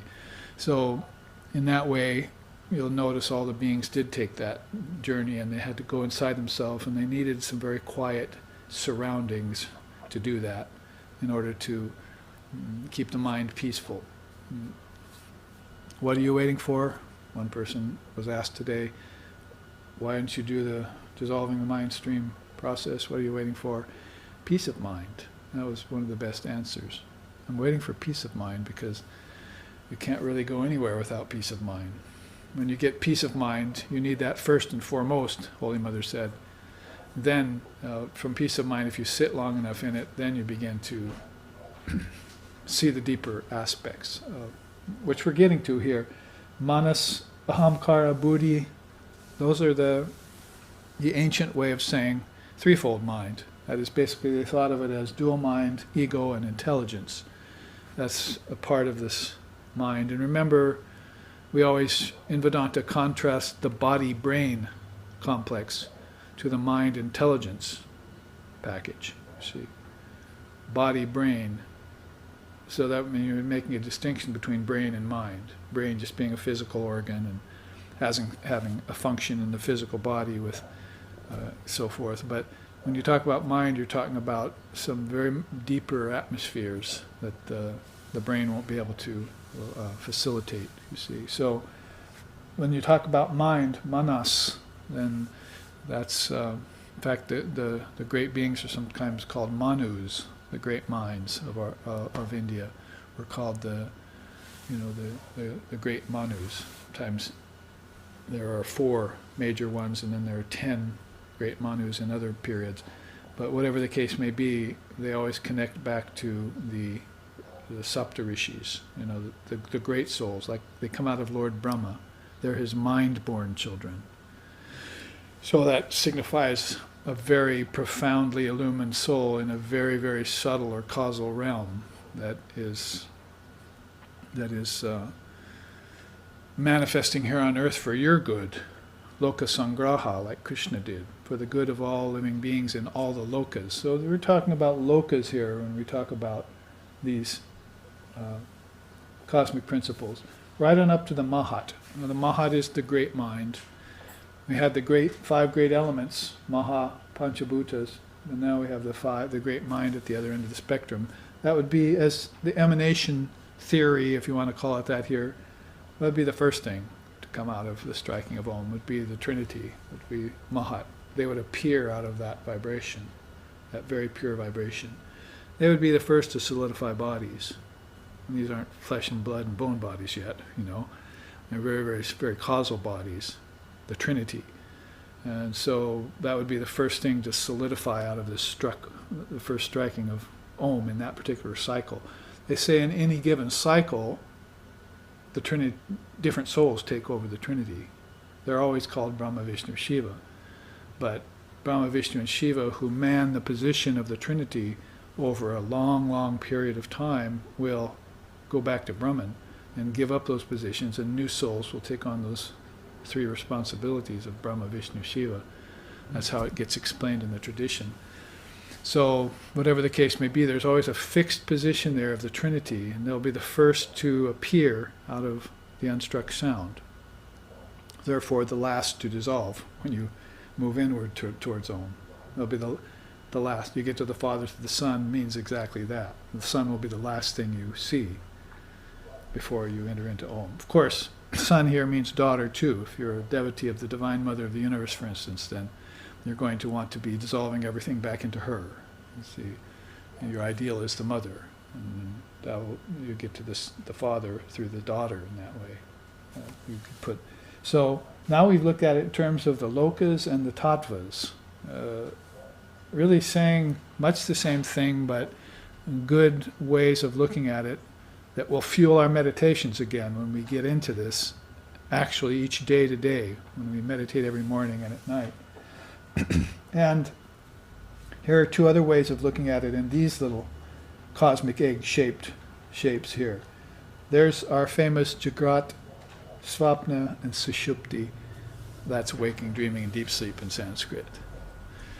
So there is another sort of easier, swifter, cut to the chase, less wordy way of thinking about our three states of awareness. And that's going to be something that has been brought out of the ancient perennial teachings by Gaudapada, Shankara, that line, in more recent times, from 500 to 700 AD, to sort of revisit that trail, reblaze that trail of the way they used to think about waking, dreaming, deep sleep. And it's a very precious gift for moderns, for the moderns. That's us. Basically 700 AD is fairly recent in Indian history, in Indian itihasa. You're talking about modern rishis when you talk about Gaudapada and Shankara. Not as modern as Vivekananda, Ramana Maharshi, and so forth, but basically fairly modern rishis that lived after the time of Vedavyas. I mean, basically you have Buddha, Christ, Patanjali, and Vedavyas coming right in a row like that. And then, you have Chaitanya and Ramakrishna and Vivekananda, Ramana Maharshi. So there's been this succession of great souls that are following in this Advaitic lineage of India. And they all talk about this, waking, dreaming, deep sleep. It's I think they think it's one of the easiest ways to explain all of this to people. Because when you go through a 24-hour cycle, go through your three states of consciousness, then we don't think of it this way because we haven't been taught to inspect our dreams. We've been taught that our dreams are figments of our imagination rather than manifestations of our consciousness, you see. And our deep sleep, nobody knows anything about that. In fact, it's hard to find anything in deep sleep in the scriptures of India. It's very hard to find anything out about deep sleep. Because it's formless and you just don't have a lot to say there. You see, what to see and touch and hear and taste and smell, they're gone. You just know that you felt damn good, in deep sleep last night. And when you wake up into your dreaming waking state, sometimes you don't feel that good when you see the condition of the world and so forth and the things that are going on. In deep sleep, all of that goes away. So it kind of quickly proves the nature of formlessness and the efficacy of dissolution. And also that dissolution doesn't mean destruction. It doesn't mean anything that you should fear doing. You should really do this consciously because you go into deep sleep and you lose your awareness. See? But the seer goes into deep sleep and he sees all the seeds there. It's like walking on a bed of seeds in deep sleep. It's like you would walk on a bed of seeds under a forest in spring, you see. So underfoot, all this seed bed, you see. And so then when you go into deep sleep, just the seeds of everything are there. And, they have sounds like om and hring and shring and so forth attached to them that are power words so that they can be used. They can be brought out of that causal chest of drawers and used, scattered, spoken at and scattered so that things begin to move outward, you see. So it's all about this apparent outward movement and it's inward, it's all flux. And the bell sits silent in between strikings. That's something that goes beyond this threesome, you see. Turiya. I said Turiya earlier. So Turiya would be, there it is. So waking, dreaming, and deep sleep, Turiya is in the bell. See, that's the unstruck sound secret. See, is that all is one. All is homogeneous.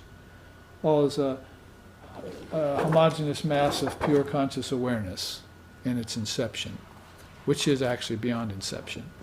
And we probably should say innately in its very nature, in its swarupa, the state of Brahman, all is that homogeneous mass of pure conscious awareness. Have to experience that. No words for it. when King Himalaya found out that baby Uma was going to be born, the Divine Mother of the Universe was going to be born to him. Then he made all preparations, you see.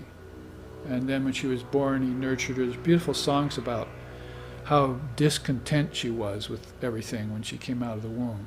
You see, she tried to grab the moon from the sky, and Father said, "You can't, moon and earth can never meet." And so she tore off her clothes and ran around crying, you see, and she was, so finally he took a mirror and said, "Look at this moon on earth." And he showed her own face, and she fell into samadhi. So songs like that, you see, beautiful, beautiful, just exquisite songs that blend the highest wisdom of these kinds of principles with the deepest love and sensitivity that human mind can even comprehend, you see. So when he found out that she was going to be born as a child, he made all preparations, and when she got old enough to speak, he began to ask her for boons. "Oh, you're the Divine Mother of the Universe, huh? And I've got you here. How about some boons? First, I want to have darshan with Hanuman." "Sure, Father." Touched him, and he went inside and had he went inside, right, toward the sound of Om, to the place where he found Ram and Sita. You see, and there was Hanuman there with them, of course. So he had darshan with Hanuman. Then he came back and said, "Well, I want darshan with Ram now and Sita." So she gave him all darshans with all different forms. Then he had completely become satiated with form, see. And then he asked her one day, "Will you give me darshan with the formless Brahman?" And she said, "Sorry, Father, you can only get that through company of the realized souls. Can't be given." So it speaks about formlessness as being something that you have to experience yourself. You're going to have to dissolve all of this within you in order to have that unique and superlative experience. And you won't be able to come out and speak about it like Buddha. They asked Ramakrishna once, "What's that like? What's that like?" That Nirvikalpa Samadhi. He said it was like a salt doll walking into an ocean. At first, before it went in, it wanted to measure the depths and come out and tell everyone how deep the ocean of awareness was, you see. But then when it got in there, it dissolved, and there was no one left to speak. See, all of it got dissolved. Speech, mind, mouth, tongue, you see, seeing, forms, sun, planets, stars in the sky, everything got dissolved there. Everything is soluble into Brahman, the scriptures say. So that's unspeakable. We can only infer it, point to it, indicate it, compare. Use the 6 proofs of truth to try and infer that it exists. If there's smoke on yonder hill, there must be fire. So all of this is smoke, and it infers that there's a fire producing it. If you want to call it a creator, go ahead, but you might want to rethink that and start calling it a projector. That is, the projector would be Om. See, when it strikes, all of this happens, and as it sustains for thousands and thousands of years, it keeps sustained. Everything from paramecium to dinosaurs to chimpanzees to mankind can happen in the sustaining period, you see. And then everything can reach a dissolution, like at the end of Krishna's life, when everything was going towards the end of an age, and he knew it. So that was the end of the Pandava and the war on Kurukshetra, you see, between the two clans. So it was headed not long after that towards a great dissolution. So when these periods of projection, sustenance, and pralaya, dissolution, happen, then the great souls can see that happening. Like I was saying before the break, the soul picks up the book of nature, reads it, and puts it down. So that's the soul that knows that it's master of nature, and that nature comes out of it, and that it can expect it all it wants, but nature cannot form the soul, cannot form the soul. There's a song about Sri Ramakrishna, a great stotram, that says, "Oh, he's that one soul that nature could never form." That's one of the lines. I mean, he took a form, but it was like he was walking across on air when he was around. He was so not there, as it were, so transparent. See? Yet he could come down and teach you these great truths and come right down to earth and do that. So when we look at it in terms of waking, dreaming, and deep sleep leading to Turiya, then you have another system in which this dissolution of the mind stream and its reconstructuring can all happen. Dissolution and solidification, see, going on in cycles. And then here on this side, we put it in terms of the sharira. Om mano nabudhihi sharira tanmatram. And so forth, as I chanted this morning. So sharira is that word which means a covering, a container. See, so you have three shariras: gross, subtle, and causal. Those are your three bodies. The gross is called sthula sharira, the subtle is called Sukshma sharira, and the causal is called karana sharira. There's that word again, karana, cause. Which means what? That the causal state of your deep sleep is directly responsible for your dreaming state in the subtle body, which then gives rise to the physical world, jagat, in your physical body. So you can go all the way back right into deep sleep, which is the cause of all of this. And that's what the Mandukya Upanishad says about Om. So you're talking about, Mandukya Upanishad is 12 slokas long. You can read it in 2 minutes. But it's probably the most pregnant and powerful Upanishad you could probably ever pick up. It's all about Om. Everything you see, everything you feel, everything that's here, everything that's there, everything that will be, everything that was, is just Om. That's like the first sloka, you see. So then 11 more slokas like that. So impressive that Gaudapada did his most famous non-dual karika commentary on it. See, and we're going to be studying that this May on the Columbia River Gorge at retreat. We'll look into Gaudapada's karika, our third visit to it.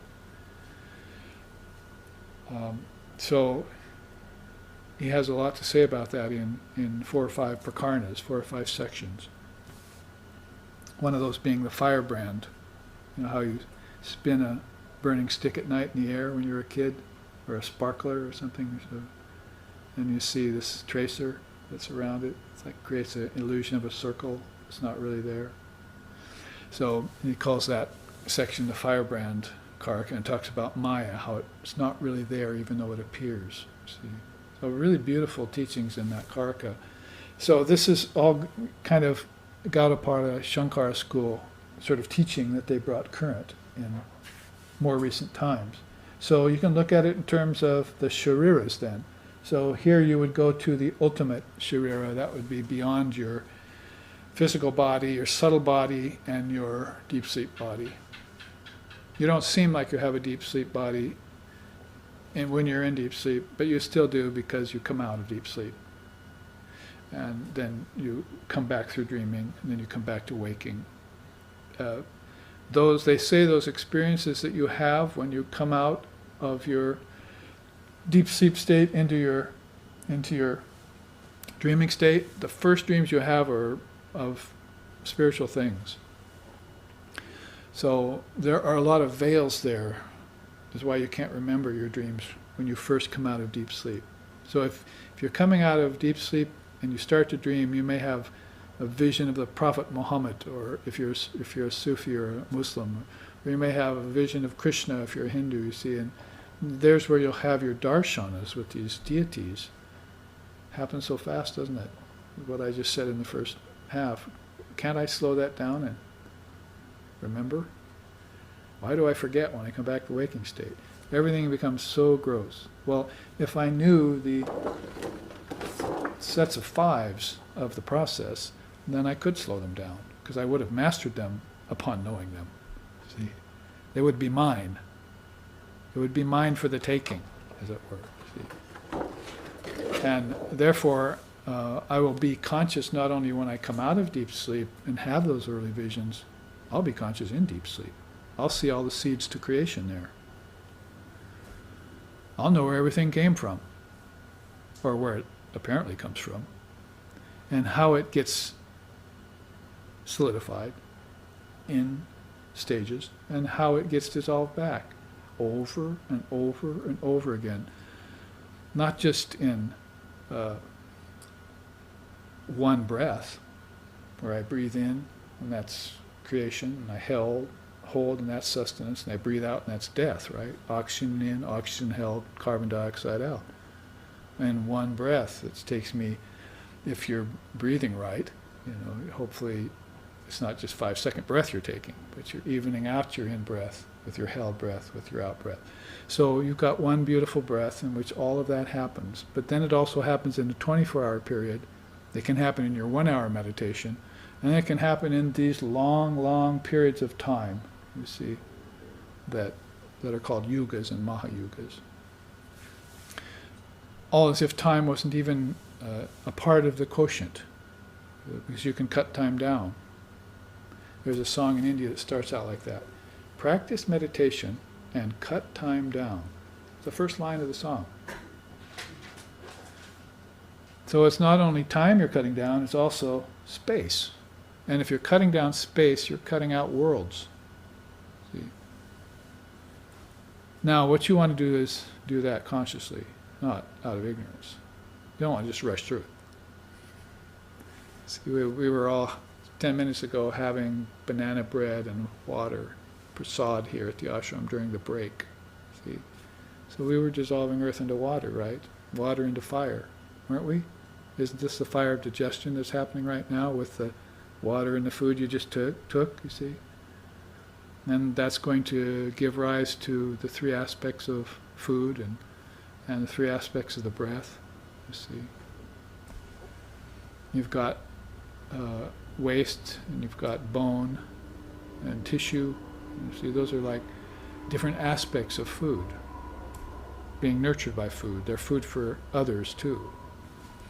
So the dissolution process is happening in this, if you at the break,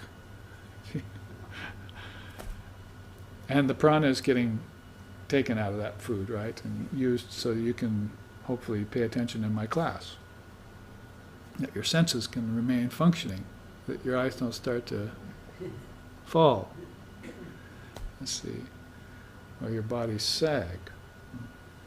So the prana is there. That's a part of the whole dissolution process. So you know where I'm going with that. You might think, well, this is a long, hard meditation of several hours or several years. But you just did it when you went on break.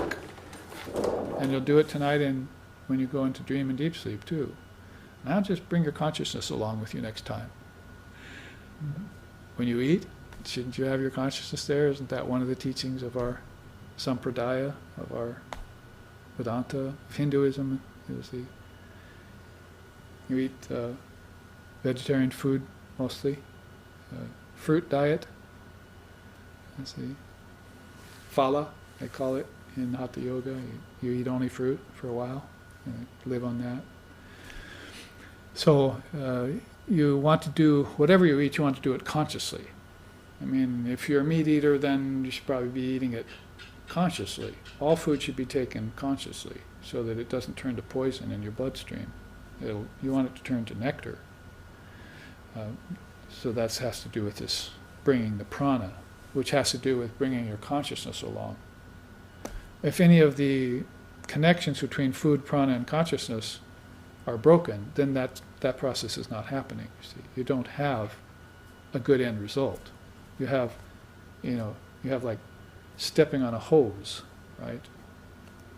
Your nerves get stepped on physically, and then the nerves inside of the physical nerves, which are by the hundreds and thousands, they get stepped on. So you can't bring your consciousness into deep sleep with you. Come up against a block. Oh, I'm cruising along this inner nerve tonight in dream. Boom, I banged my head on some block. You see. Oh, can't go that way, dead end. Like all the men in their little orange cones are out on the road. Construction time, Well, there's a construction crew inside too, and you formed them, you see, and the nerves have broken down, and until you get in there and repair them, no energy is going to flow through them. So you're stymied. you're just restricted to lower dreams. Or maybe you can't sleep. You stay awake all night. You see. Time for no-dose samadhi.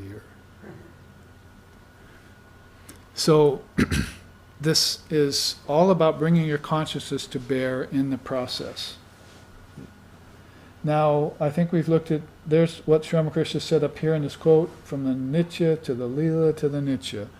That's his final and most mature opinion.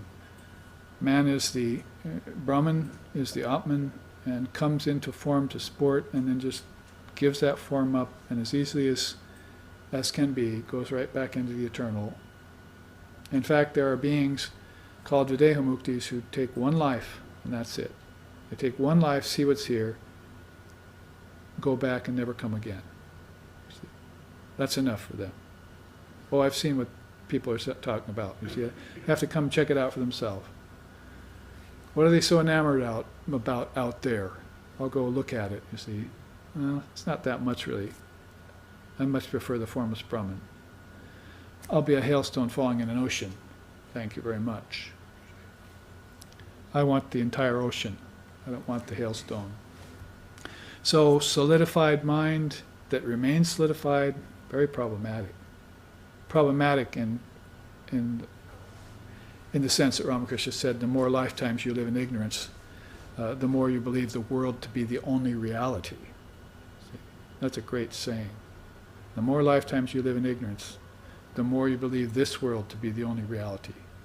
Doesn't it sound like a greater percentage of people that you've heard about and met? So there are, how can you call this world reality? We call it relativity, even the scientists do. See? So my contention is, if there's relativity, then there must be reality. There always has to be two sides, see.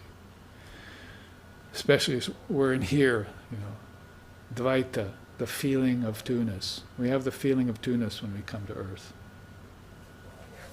So if we have that feeling of two-ness, then we ought to dissolve everything quickly so that we get back to that knowledge of oneness. You can have the feeling of two-ness, but what you really want to do is reside in the knowledge of oneness.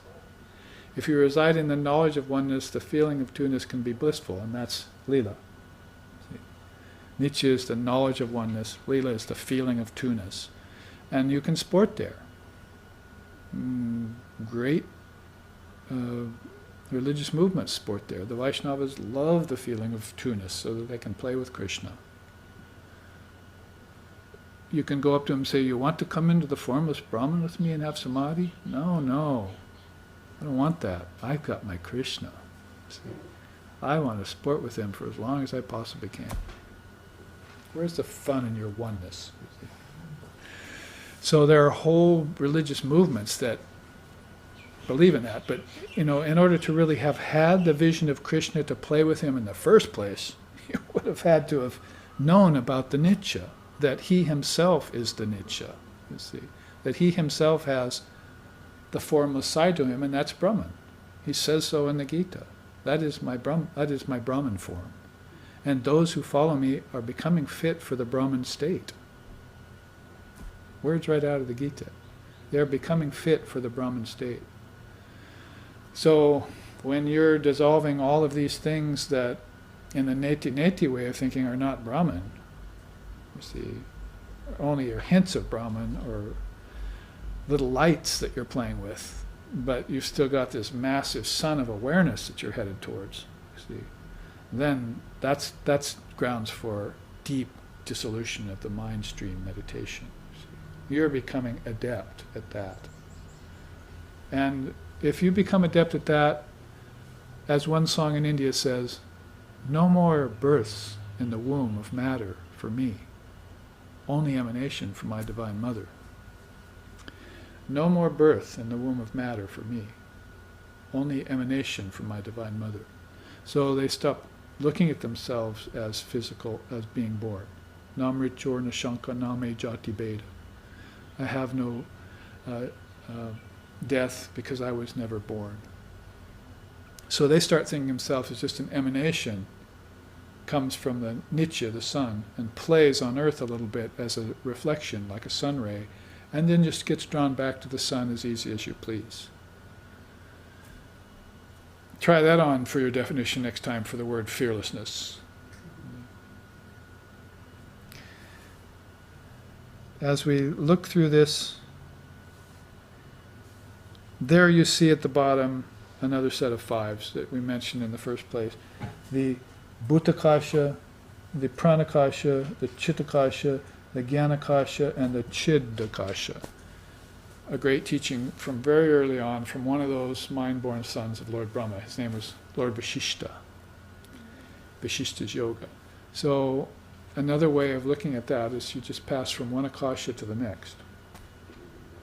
The physical akasha, I go to the pranakasha. Pranakasha, I go to the chittakasha. Chittakasha to the jnanakasha. Jnanakasha to the chiddakasha. If I'm a fully conscious being, I'm doing that waking, dreaming, and deep sleep style. And turiya, because chiddakasha would have to be turiya, you see. So I'm fulfilling all of this, all four stages of my consciousness, and ending up in the ultimate if I can move my way through the five akashas. But what about those people who only believe that there's one akasha? Where do they go? Shall I repeat it? By living many lifetimes in ignorance, you begin to believe that the world is the only reality. So they think the Bhutakasha is the only reality. Bhuta means physical objects. Means bodies too. It means bodies like insects, animals, plants, and human bodies. It also means bodies in space, planets. That's all Bhutakasha stuff, you see. Bhuta also means unclean spirit in Sanskrit. So you've got all the disoriented souls that are caught here, somewhere between here and the ancestor realm. They're caught, you see. The hells, they're called. The seven hells. There are seven higher worlds, you saw that, but there are also seven patalas in that particular way of thinking, seven hells. And those are, of course, lost souls. So, if you get caught just in the Bhutakasha again and again in rebirth, then that's the risk you run, you see. Hopefully some great soul, this is Lord Vashishta's teaching, unless some great soul comes along and takes pity on you and wakens you, then you'll stop thinking in terms of just the Bhutakasha. All of a sudden, all these realms will open up. But let's say most people are at least in touch with their pranakasha. See, that's where the ancestors went. Remember I told you prana carries the soul into your babies, into the womb, in the form of the baby, and it leaves the soul with the soul at the end of life when the great-grandfather dies. Prana is doing all that. So if you're aware of the pranakasha, you know where souls come from and where they go. And if you know that, then you can have communion with them. See, and people still have communion with their ancestors, even when they're not in a very deep state. It's called putting your ancestor's picture on an altar and waving incense in front of it. See? What to speak of seeing them in dream tonight, or hearing their voice, or having some sort of, intimation of them. See? Getting in contact with you, see? If you have open mind and so forth. So pranakasha is there too, and each akasha that goes inwardly is in accordance with, in correlation with, finer and finer stuff of nature, and finer souls. Level of quality of consciousness, finer and finer level of quality of consciousness. They call that walking the skies in Vashishta's time. Oh, walker of the skies, you see, you can have communion with other beings. First, you dissolve all those things that, sky is ether, isn't it? So you dissolve all the ethers that are gross. Then all of a sudden you find yourself in a subtle ether, and you find you're not alone there. Are you alone here? In this room? So why should you be alone in these other akashas, you see? Unless you want to be. But you can become aware of these other great souls walking the skies with you. And when you come together, you share wisdom. At a very high level, you share wisdom. And for a person who walks the skies consciously, that's one thing. But it's not a very profound thing for someone who just has a dream of an ancestor or a dream of another walker of the skies. See?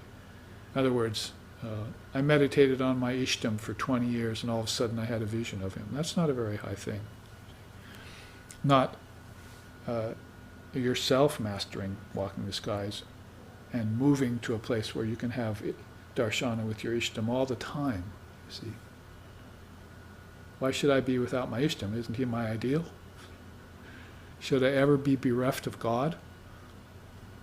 Am I ever bereft of God? Be a better question.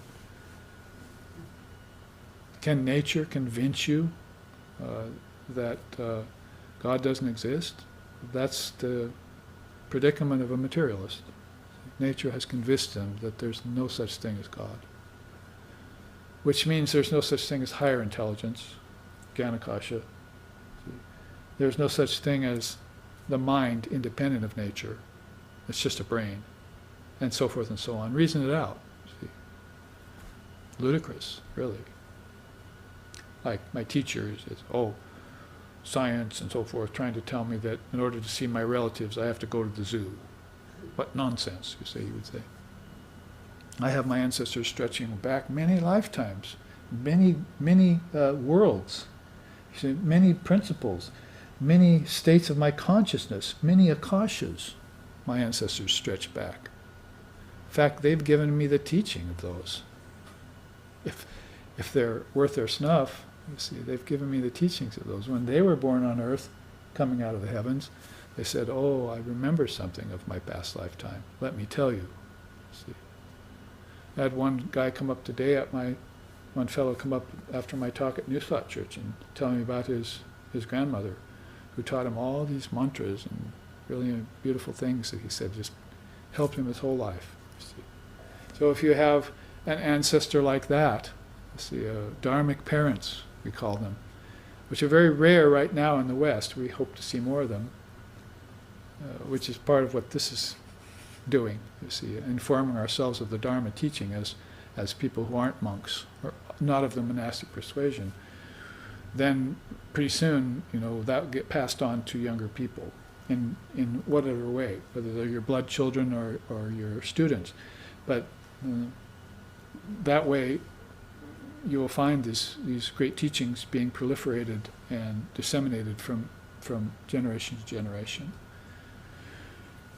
And more so when a soul like a Vivekananda or someone like that comes, and puts a huge emphasis on it, a huge exclamation point at the end of his life. And as if to say, see what can be done, see what can be done. We will crush the stars to atoms. We will unhinge the universe. Don't you know who we are? We're the children of God. So the akashas are there. So when I put together this bell chart, then I had to look at these 5 or 6 different systems that get taught in the Dharma and through the ages, and put them today they're being put in a perspective, in an atmosphere having to do with dissolution of the mind stream. That if it's been manifested, it can be unmanifested. If it's been projected, it can be withdrawn. And when it gets projection, all the problems that come with it, they will go away when you dissolve it. That's who we are. Don't you know who we are? We are those beings that can dissolve all our problems like that in one meditation. Many of you can do that, many of you aren't depressed anymore. Here's a person that hasn't known depression since my teenage. And my depression in my teenage years was because of society. Looking around me and not seeing a world, a Buddhakasha that I liked, I wasn't having none of it. And then I found out the Dharma teachings at 19. I see, okay. I graduated from the Buddhakasha to the Gyanakasha like in a couple years, Zip. Elevator up. Ding. So, all of you, you can dissolve your problems in a thrice. Just do that dissolution meditation with I am Atma Brahma. This self is Brahman at the basis of it. And, then add to your store of wisdom by studying the bell, the 5 Russian dolls, whatever it takes. You see, the charts that we've been using here, which I've composed almost 200 of now, over the last 3 years, I think it is, just to make visuals for this, so that the Western people who love visuals can have something not only to hear, but to see. See? We're talking about 2 very refined senses when we talk about seeing and hearing, right? Fire and air, fire and ether. So we should use the best of those. Purify our senses, purify those atmospheres, look at it from all sides now, and be that facile, that flexible to be able to do so. And know that we're the ones doing it, you see, and that nothing can stop us. I think I'm beginning to sound a little bit like Swami Vivekananda used to talk, you see. He would really talk to you on that level. Like, first of all, what the devil are you doing thinking like that? That's ridiculous. To call a man a sinner, that's the worst sin, he would say. So he would come at you like that first, to see if you had any of these tendrils of ignorance still left. And then after that, he'd start encouraging you. You see, you can do this, you see. This is you. You're doing it all the time. Now just be conscious of it. Expand the mind's awareness to know Brahman. Brahman itself you can't expand. Consciousness cannot expand. It's one of the problems out of the 60s. Oh, let's expand our awareness, man. Cannot do that. Consciousness is everywhere already. It doesn't need to expand. What you need to do is expand this to embrace Brahman. Ramakrishna used to say, if you have a cup that holds just a pint, see, that's your mind, limited wisdom, right? So how am I going to expand that? You take it to a glass blower, you see, and he fires it up and stretches it, and you walk away with a cup that can hold 2 pints, you see. That's the way he would think, you see. So this is what I'm speaking of with Vivekananda, don't let anything limit that unlimitless mind. What to speak of the unlimitless consciousness? The unlimited consciousness, you see. But you would probably want to know the difference between brain, mind, and consciousness, you see.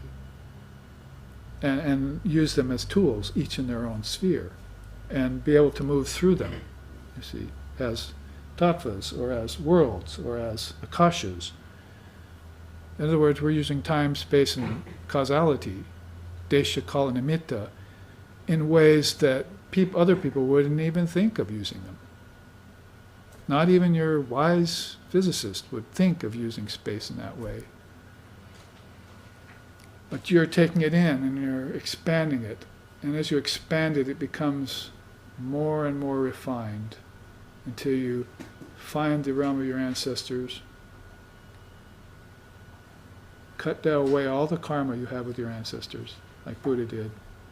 And then you find the realm of the celestials. Cut away all your attachment to heaven. Then you find the realm of the gods and goddesses. Find out that they're all within you and that they can't control you.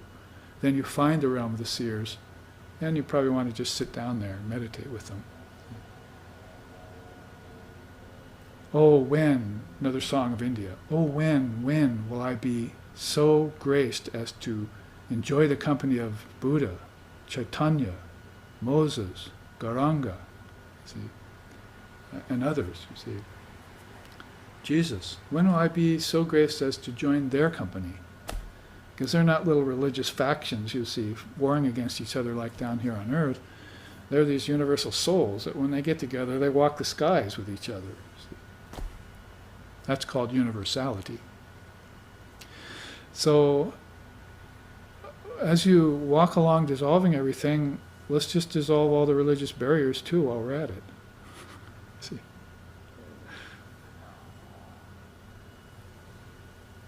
Unfortunately, there aren't just 5 religious traditions. There's more than that, so I can't quite do a high five on it. But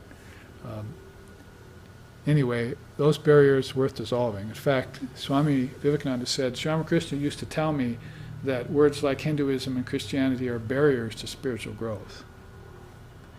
So that's why Vivekananda said, it's good to be born in a religion, but don't die in one. And Lex Hickson, our own founder here, used to give these talks at the end of his life called The Open Space Beyond Religion. The Open Space Beyond Religion. I was there for several of those talks.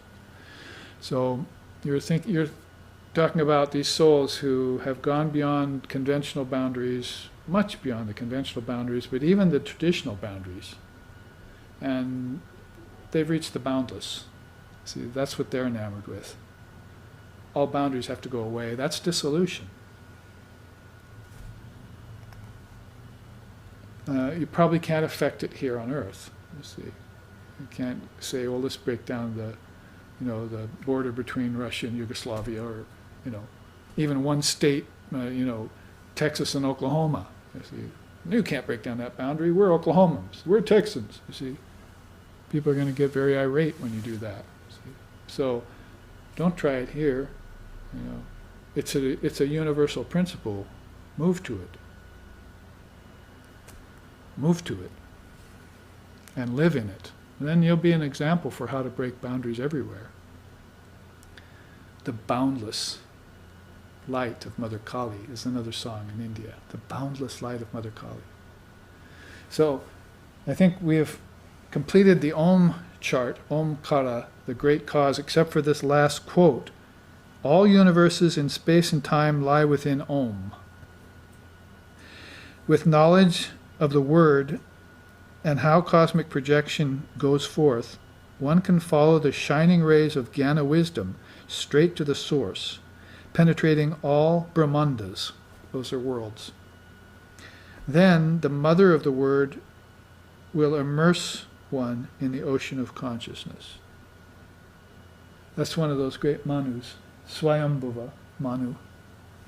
Swayambhuva Manu.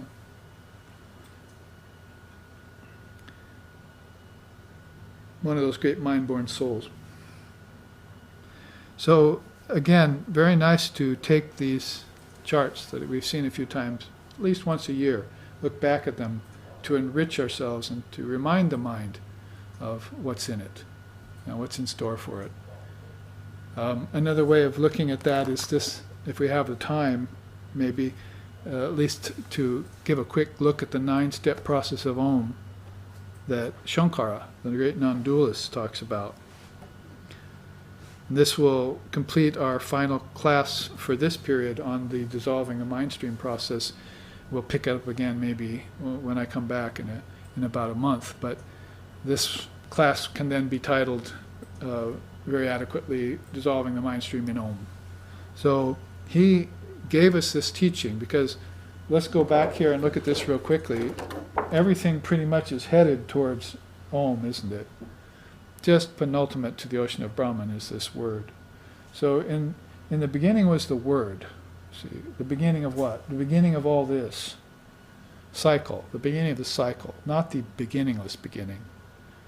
That's why the teaching of the word in Christianity is about origins. But in India, they went beyond origins to see that everything is originless. It doesn't have a beginning. Nothing has a beginning. It doesn't have a middle, and it doesn't have an end. Read my chart. It's always. It's ever. It's eternal. That's why they call it the eternal word. So when Christ spoke to John and tried to get him to understand that in the beginning was the world, then he's talking about origins. But then when he said, and the word was with God, then he's talking about this particular level of the word. And then he said, and the word was God. Oops. See, the salt all slipped into the ocean and dissolved there forevermore. So, therefore, it's not just so easy, it's not all that easy to dissolve this into the word. You're going to have a special penchant to do that. You're going to have a deep desire or intention or drive to find the truth, you see. Mumokshutvam, you want to be free. But when you do get to the word, how do you dissolve the word into the self and the self into the great self? This is where he concentrates on in this nice chart. This is where the practice of yoga will do you in good stead, you see. First you sit like this, the way I've been doing for the last 3 hours. Ekasana, one position. You need to be able to sit like this for hours. Buddha did it under the bo tree for days. Christ in the wilderness for days. You'll see, come out of a deep meditation, stretch the leg a little bit, go back in. You see, the body is not a problem. So Ekasana, he says, the real posture is that one in which meditation flows spontaneously and unceasingly. Absorption in the uniform Brahman should be known as the equipoise of the limbs. Otherwise, you've got Angame Jayatva. Angame Jayatva, it means discomfort of the limbs. My legs, I don't know where to put my arms. See? My fingers even twitch. See? Anga, limb. Me Jayatva. I haven't got victory over my limbs. I haven't mastered my posture. So, how much farther can I go into all this? What to speak of this? You see, I'm not going to make it very far. In fact, what happens next is chanchala vritti.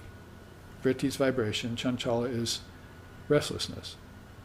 I sit like this. I get into my position. I start thinking, I think I want to stand up. That's chanchala vritti. I don't really want to meditate. I want to leave my seat. That's chanchala vritti. I want to leave my seat. So I'm not even give it 2 minutes. Or another problem nowadays is asana vasana. See, vasana is desire, asana is positions. I have a desire for lots of different positions. So I sit. See, I think I'm going to shift now. See, what happened to my meditation when I shifted? Gone. Meditation unbroken for an extended amount of time will get you peace of mind, and that will get you samadhi. You can't shift after a few minutes, or your mind can't think about different things. Ekasana, one. Eka means one in Sanskrit. Is he unclear? Did he say 2 postures? Many? Now, do some japa, recitation of Om and contemplation of its meaning. The first letter A is the root sound, the key, pronounced without touching any part of the tongue or palate. M represents the last sound in the series being produced by the closed lips, and U rolls from the very root to the end of the sounding board of the mouth. Repetition of Om and meditating on its meaning is the way. Swami Vivekananda. But by the way, it was Shankar who said this. Now it's Vivekananda who's saying this. Is the way. See if down here, if it's there. Yeah, there it is.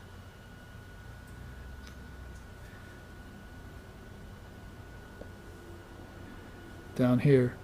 After traveling the path of Om, the silent source is reached, and the yogi becomes a realized sage dwelling in that reality. So it is the way. You follow that way. That's jumping ahead a little bit. Now let's look at number 3, manana, silent repetition of Om in the mind. So sit, chant Om, know its meaning, AUM, waking, dreaming, deep sleep, Brahma, Vishnu, Shiva, etc., etc. You've picked it up from your teachers and from the Dharmic teachings. Know it, put it in the mind. Isn't that what you want to do? Now, silently repeat it. Sri Krishna says, uttering the monosyllabled Om, which is Brahman, think of me, that one who departs, transcending the body, attains to the supreme goal. So he happens to be talking about the time of death there. But he could just as easily be saying the time of the death of your ego. As you probably should kill your ego every time you sit. As they say, they cut down a bamboo shoot, come back a few days later, it's already sprouting new shoots, you see. That's the ego. Plus it's hollow. Bamboo, right? Sri Ramakrishna used to say, or Holy Mother would say, the bamboo will always remain hollow. It can even grow next to a sandalwood tree. It'll still remain hollow. So she's talking about a soul who visits a guru, but doesn't get anything from that guru. It's hollow. The guru's all sandalwood. You see. Precious, fragrant, dull, strong. But bamboo growing right next to sandalwood does not get transformed. So good teachings about that. But you want to kill that ego every time you sit. So death is the way to do that. There's a beautiful song in India again. I have received the command from the Divine Mother of the Universe that death must die. First line of the song. I have received the command from on high, from my Divine Mother of the Universe, that death must die. So let's put death to death, or put death in its own grave. So that's manana. Then nishchaya dardyam, inner affirmation. Ramakrishna says, I compare Om to the sound of a bell that dissolves in silence. We just looked at that. The relative universe dissolves in the imperishable absolute, the great silence. I have experienced this infinite ocean of bliss and consciousness, and Mother has shown me how innumerable worlds issue from it and return to it. I was paraphrasing that in the first half. When somebody like Ramakrishna says that to you, then it probably give you enough verve to begin to search inside for that Om, where all worlds come from and disappear to. You probably want to take him seriously. As a great authority says that, then you should be the hound of heaven on the trail of the truth. Now, ekagrata, freedom from distractions. The Mundaka Upanishad says, Om, the mystic sound, is the bow. The self, Atman, is the arrow, and Brahman is the target. One should hit that mark with an undistracted mind. Om Dhanir Grahitva Upanishadam Mahastram Sharam Hupasanashita Sanjayata. There are other Upanishads that say the same thing. Take that arrow of mind, make it straight, and then aim it at Brahman, pull full strength, and let it fly. Penetrate the mark, O student. That's what it tells you. Penetrate the mark. Number 6, anasaktihi, detachment from objects. That one who meditates on the Supreme Purusha with the sacred word, Om, is freed from all concerns, even as a snake is freed from its slough. So, get a new skin. Slough it all off. And meditate on that Supreme Brahman using the word. Really, you might say, the final kind of meditation. After you've dissolved everything, you're at Om. What do I do with this? What do I do with this unstruck sound? And really, there are souls that stop there. They don't go to Brahman, they stay in Om. That's a very high position. Just like there are beings that stop at cosmic mind. I think I'll stay in Vaikuntha with Krishna. I'll stay in Kailas with Shiva, and so forth, you see. That's stay-in form. But that soul who's looking for the ultimate, for the Nitya, is maybe done with the Leela. See, he wants to return to the Nitya. What do I do with this word that I'm seeing, you see? It's just vibrating everywhere, humming inside like a million bumblebees, you see. It tends to overwhelm you. See, what do I do with it? You see? So he's giving you a good blow-by-blow account here. Meditate on the Supreme Brahman with it, because that's how you'll dissolve the word into the self, and the self into the ocean of consciousness.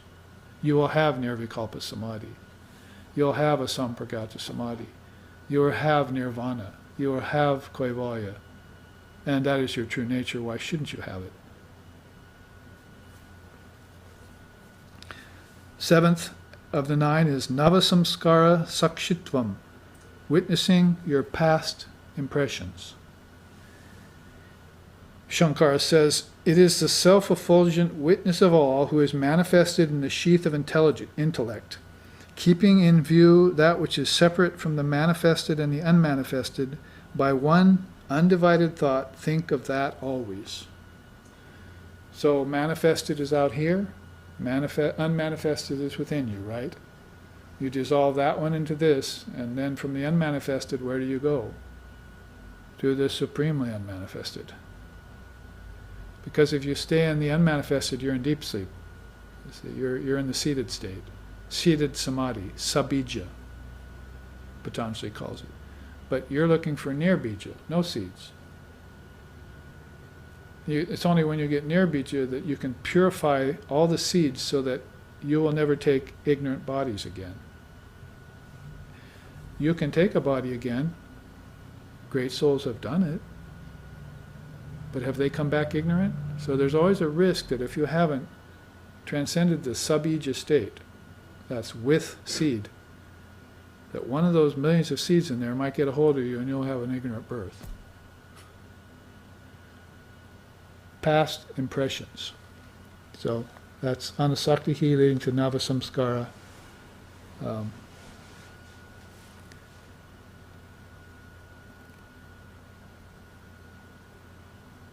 Purva samskara sakshitvam. And I skipped 7, didn't I? So navasamskara sunyata means extinction of samskaras.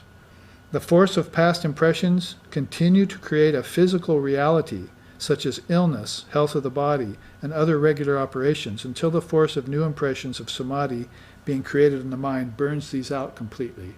All right, well, yeah, sorry for jumping the gun a little bit, but before you can make these samskaras, before you can witness them, you're going to have to work on their extinction. So he puts it very nicely there. That's the father of yoga saying that, Patanjali. It's sort of like new lamps for old, you see. Give me your new lamps, I'll get old lamps, I'll polish them up, I'll give you a new one in the meantime, you see. So these old samskaras have got to be replaced by new samskaras. So old samskaras mean all your impressions of your past lifetimes and all of this that you experienced. Your past lifetimes were lived in the 5 elements, with the 10 senses, with the prana, with your ancestors, with the mind, weren't they? You couldn't have had a lifetime without those things. So you've built up some impressions. And you have to look into the 9 nidanas of Buddhism to understand this very nicely, or 12 nidanas, I think. Links of Buddhism, they're called. And some of those have to do with conditionings. Conditioned by society, conditioned by parents, conditioned by upbringing, conditioned by conventional religion. You've got all these conditionings, you see. Those are impressions in your mind. You can't let them go. This is who you are, who you think you are. Wasn't I just talking about the boundless? You're talking about fencing yourself in with all these boundaries. You meet people like that, just completely closed down around these conventions. They wouldn't think of thinking otherwise. So, these lifetimes that you've lived have created impressions. Those are old lamps. Now you want to replace them with new lamps. You can't just go to the formless Brahman. You're going to need an impression of what? Meditation. An impression of lower samadhi, seated samadhis. I wasn't talking down seated samadhis earlier. They're necessary to have. They're very powerful. It's just that you're going to have them in order to get to seedless samadhi. There's only one seedless samadhi. There are quite a few seated samadhis. So in order to have that seedless samadhi, you're going to have these seedless samadhi, you're going to have these seated samadhis. And those are going to be new impressions in your mind that you're going to place there in replacement of all the experiences of your past lifetimes that are haunting you, all your ancestors and so forth and so on. So you break that down, you dissolve it in the mind. The ancestors are in your mind, in one of those realms, you see. So you have to go in there and dissolve them. Have no hope for me evermore, for the ancestor realm. I'm gone and gone forever.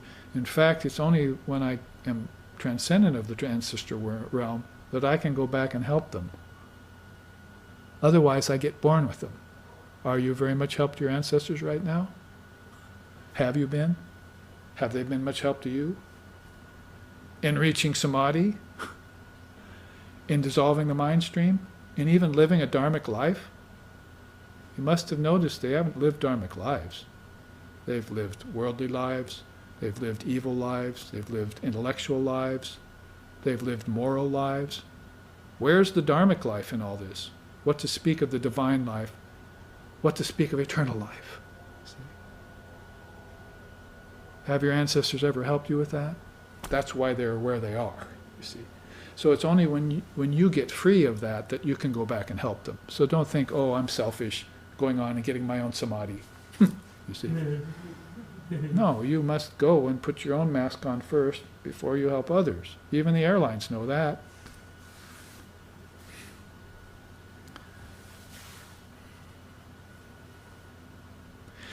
So this is an important aspect of the chart here. Let's take the last one, since we've taken the penultimate one out of order, and just call it Atmanishta, dwelling in the self. Our own founder, Lex Hixon, whose Sanskrit name, unknown to many, is Ramakrishna Das Baul. He liked the Bauls of India who went around singing one-string instruments, singing about God, free souls. So he said, after traveling the path of Om, the silent source is reached, and the yogi becomes a realized sage dwelling in the one reality. Again, no more birth in the womb of matter for me. I've transcended the 5 akashas. I've transcended the 24 cosmic principles. I've transcended the 3 states of waking, dreaming, and deep sleep. And I've transcended the 3 bodies.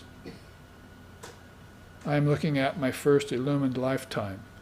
As a master, I hope to come back later as a past master. I will dissolve everything and become a Videha Mukti, free of all bodies, but I may decide to come back and take a body and become a Jivan Mukta, or a Bodhisattva. Up to me now. It was always up to me. It was never not up to me. I just simply placed myself under the control of insentient elements. Now, from bonds awake, from dreams awake, from bonds be free. Know the truth. Thou art he, thou art she. As Vivekananda used to quote from the Upanishads. And with that quote, we shall end here with another quote and end our class today and our series, this time of the dissolving the mind stream in Sankhya, in Yoga, in Vedanta, and finally into the word Om. Om Asato, Om Asato Ma Satgamoya, Tamaso Ma Joitir Gamoya, Mrichor Ma Amritam Gamoya, Abira Abira Mayeti, Rudrayate Dakshinamukam, Denamam Pahinicham, Om Shanti Shanti Shanti. Lead us from darkness to light. Lead us from lower truth to higher truth. Lead us from the unreal to the real. Lead us from the illusion of death to eternal life. Reach us through and through, O Lord and Mother, with thy sweet and benign presence. Om peace, peace, peace. May peace be unto us, may peace be unto all. Om